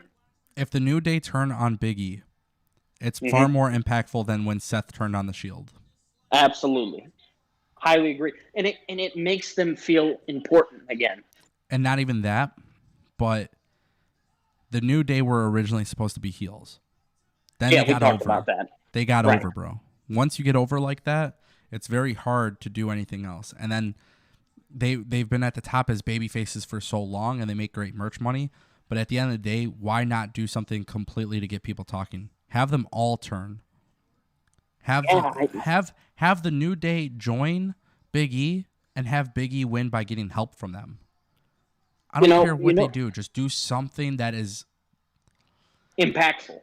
Yeah, and I don't know what's happening right now. Lashley just speared Randy Orton, and that was a terrible-looking spear. I'll tell you what, though, man. I love a solid Randy Orton match. Call me a mark, whatever. I love a solid Randy Orton match. Yeah, dude, I've always loved Randy Orton. I think he always puts on a great performance. I know everything from Randy Orton is pretty much the same almost, but I think he's really good at getting the crowd involved. I love Randy Orton. I love Bobby Lashley. Lashley is one of the only reasons why I even watch Raw, to be honest, because when he became WWE Champion, and that's the thing, that's where WWE did good with him. They look at WrestleMania. He successfully defended his belt against Drew McIntyre. Yeah, which nobody expected, which was a big deal. I was shook, bro. And I thought they killed Drew McIntyre, but they didn't kill Drew McIntyre after that. No. You know? It's just, my thing was I didn't see it coming, and I was glad that they did it because Bobby Lashley deserved it. Yeah, I don't think Randy Drew. Orton just hit the RKO. Oh my god. I'm a little bit behind you. I might be like a couple seconds behind you. Lashley's getting out of the ring. MVP got involved. Oh, did he? I think he's getting ejected. That spear you were talking about was definitely ugly. Yeah, it was terribly ugly. MVP and Riddle are just messing. I don't even know what's going on. Oh my god, MVP just took an RKO outside. That was sick. That was sick as hell. I just got the Lashley RKO. We're about to get another commercial break. Holy shit. Stop, dude. What time is it? It's 10:51. I think we're getting another commercial break, maybe. You think so? No, Randy Orton's back in the ring. Oh, hold on, man. Lashley hits the spear on Randy. Oh my god. Oh no. Oh, Randy lost. Oh. Randy lost the match. Oh no. Oh no. All right, guys, if you're watching right now live on Destination PW, we're doing our live reactions. I have Billy Davis and Anthony Nukes. We're talking about WWE RAW. We just streamed for 3 hours. Lashley just defeated Randy Orton, and now we're in the post match. We got Lashley beating up Riddle. Lashley beat Randy Orton with a spear. That spear looked really good. The first spear that was in the match was ugly. Yeah, that last spear looked really good. It's only 10:52. 10:52. We still got a little bit of time, so we're watching this live. This is the live reactions. Yeah. Lashley is absolutely destroying Riddle. Oh my god. Somebody mentioned it in my chat today, and I don't know where he's at, but he said, what if Big E cashes in for the tag team championship belts? And now I'm watching this. Now I'm watching this, and I'm seeing Lashley kick their ass, and I'm starting to think that's possible, which is ridiculous. Bro, if they do that, I'm sorry, I will be so mad. We haven't seen Big E just yet. Randy Orton just got thrown through a table. I streamed for 3 hours just to get to this point. Where is Big E? Bro, and Lashley's not hurt like at all. Something's going on. What's happening? Oh my. Where is Big E? What time is it, bro? I literally go off the time. Hold on. Big E's here. Big E's here. Oh my god. Big E's about to cash in. Yep. Oh my god. It's happening. Oh, okay. Lashley is hurt. Lashley is hurt. Shh. Shh. Shh. No talking.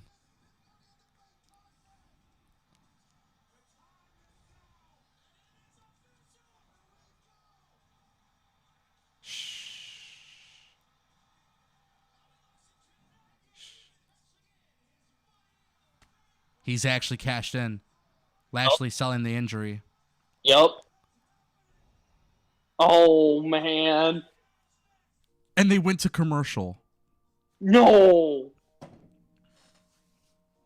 Bro, they're about to have a match. Not the way I anticipated a cash in. We just got hit with a commercial break. So,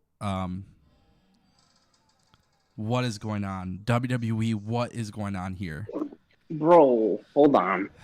I don't even want to talk predictions. I don't want to talk any predictions. I just want. Let's just let it happen. Let's just let it happen. Because now I don't think I think everybody's predictions are wrong. I think Big E and Lashley are about to just have a straight up one-on-one match to close out Raw, and you know what? I don't know what's about to happen. But the thing is, I waited 3 hours for this. Pretty much, we're at 2 hours and 55 minutes.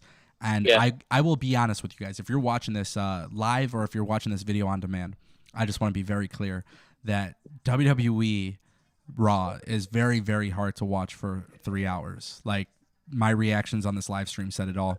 But this is something else. I'll be honest with you guys. Right now, we're about to see, they're coming back from commercial break in just a moment.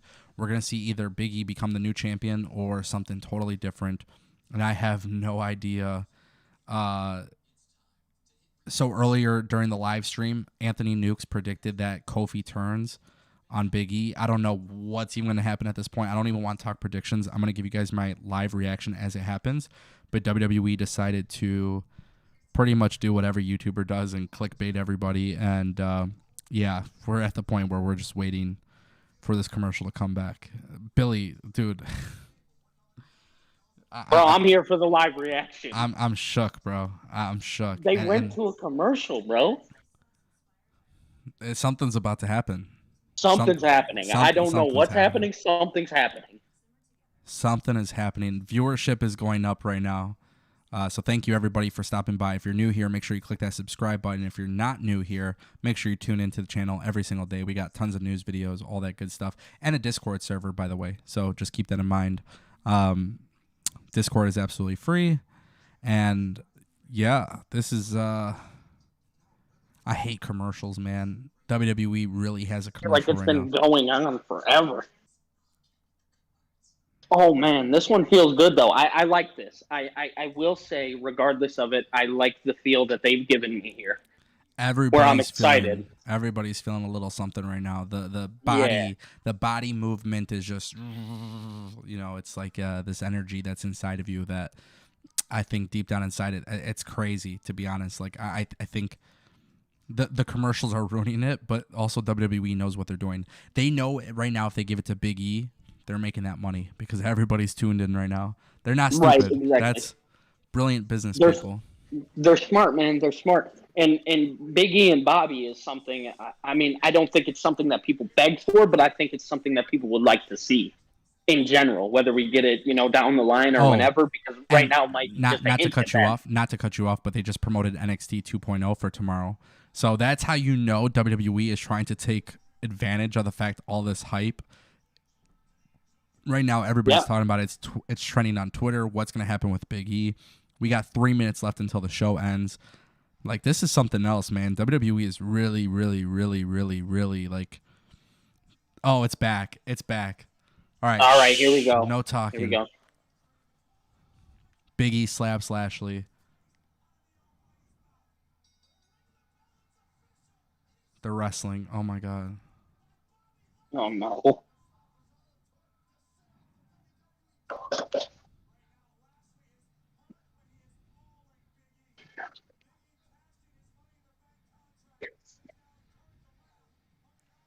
Unbelievable. Oh, my God. Oh, my God. Is it about to happen? Oh, no. Lashley just speared Big E. No, bro. He kicks out. All right. Okay. What is about to happen? Holy shit. The adrenaline. This is crazy. All right. It's going, bro. Let's see what happens. Big E's hulking up, bro. He's getting hype. He's ready. Oh, my God. Shout out to WWE for pulling this off. I've never been more excited about a freaking Bobby Lashley and Big E match in my life. I don't think anybody has. Oh, my God. Wow. The big ending. They did it. They did it? They did it. Yep. Big E is officially the new WWE champion. They've actually done it. Wow. No interference. Nothing. Clean. Okay.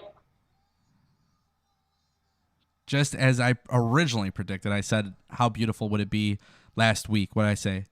Big E's winning, celebrating with a new day. Congratulations to WWE. This is like... wow, man. I'm almost speechless because I just didn't think they would do it. I'm so happy that they did it, and that crowd is rocking too, dude. Big E has finally become a WWE champion. Oh, my God. Oh, and there's the New Day. Yeah, okay. Wow. They've actually done it. Yeah, they did that, man. Wow, dude. What a moment. Oh, this is sick. This made the 3 hours acceptable. Guys, if you're watching this, anything I said bad about WWE, forgive me. This is the best thing they've done in forever. Big E is such a great wrestler. Great guy. He's worked so incredibly hard for so many years, and it's just nice to actually see him get his spot. So, bro, and the New Day looks so happy for him. That's awesome. It's genuine, dude. That's genuine. Yeah, guys. That's raw emotion. That's pretty much it. 3 hours, 2 minutes long, maybe a little too long of a live stream. But thank you guys for stopping by. Hopefully you guys enjoyed this watch along. Big E is the new WWE champion. I'm ecstatic. WWE did it with no issues. It's the best thing that you could have done if you're WWE. So thank you guys for watching, and I will see you guys next time on DestinationPW.com.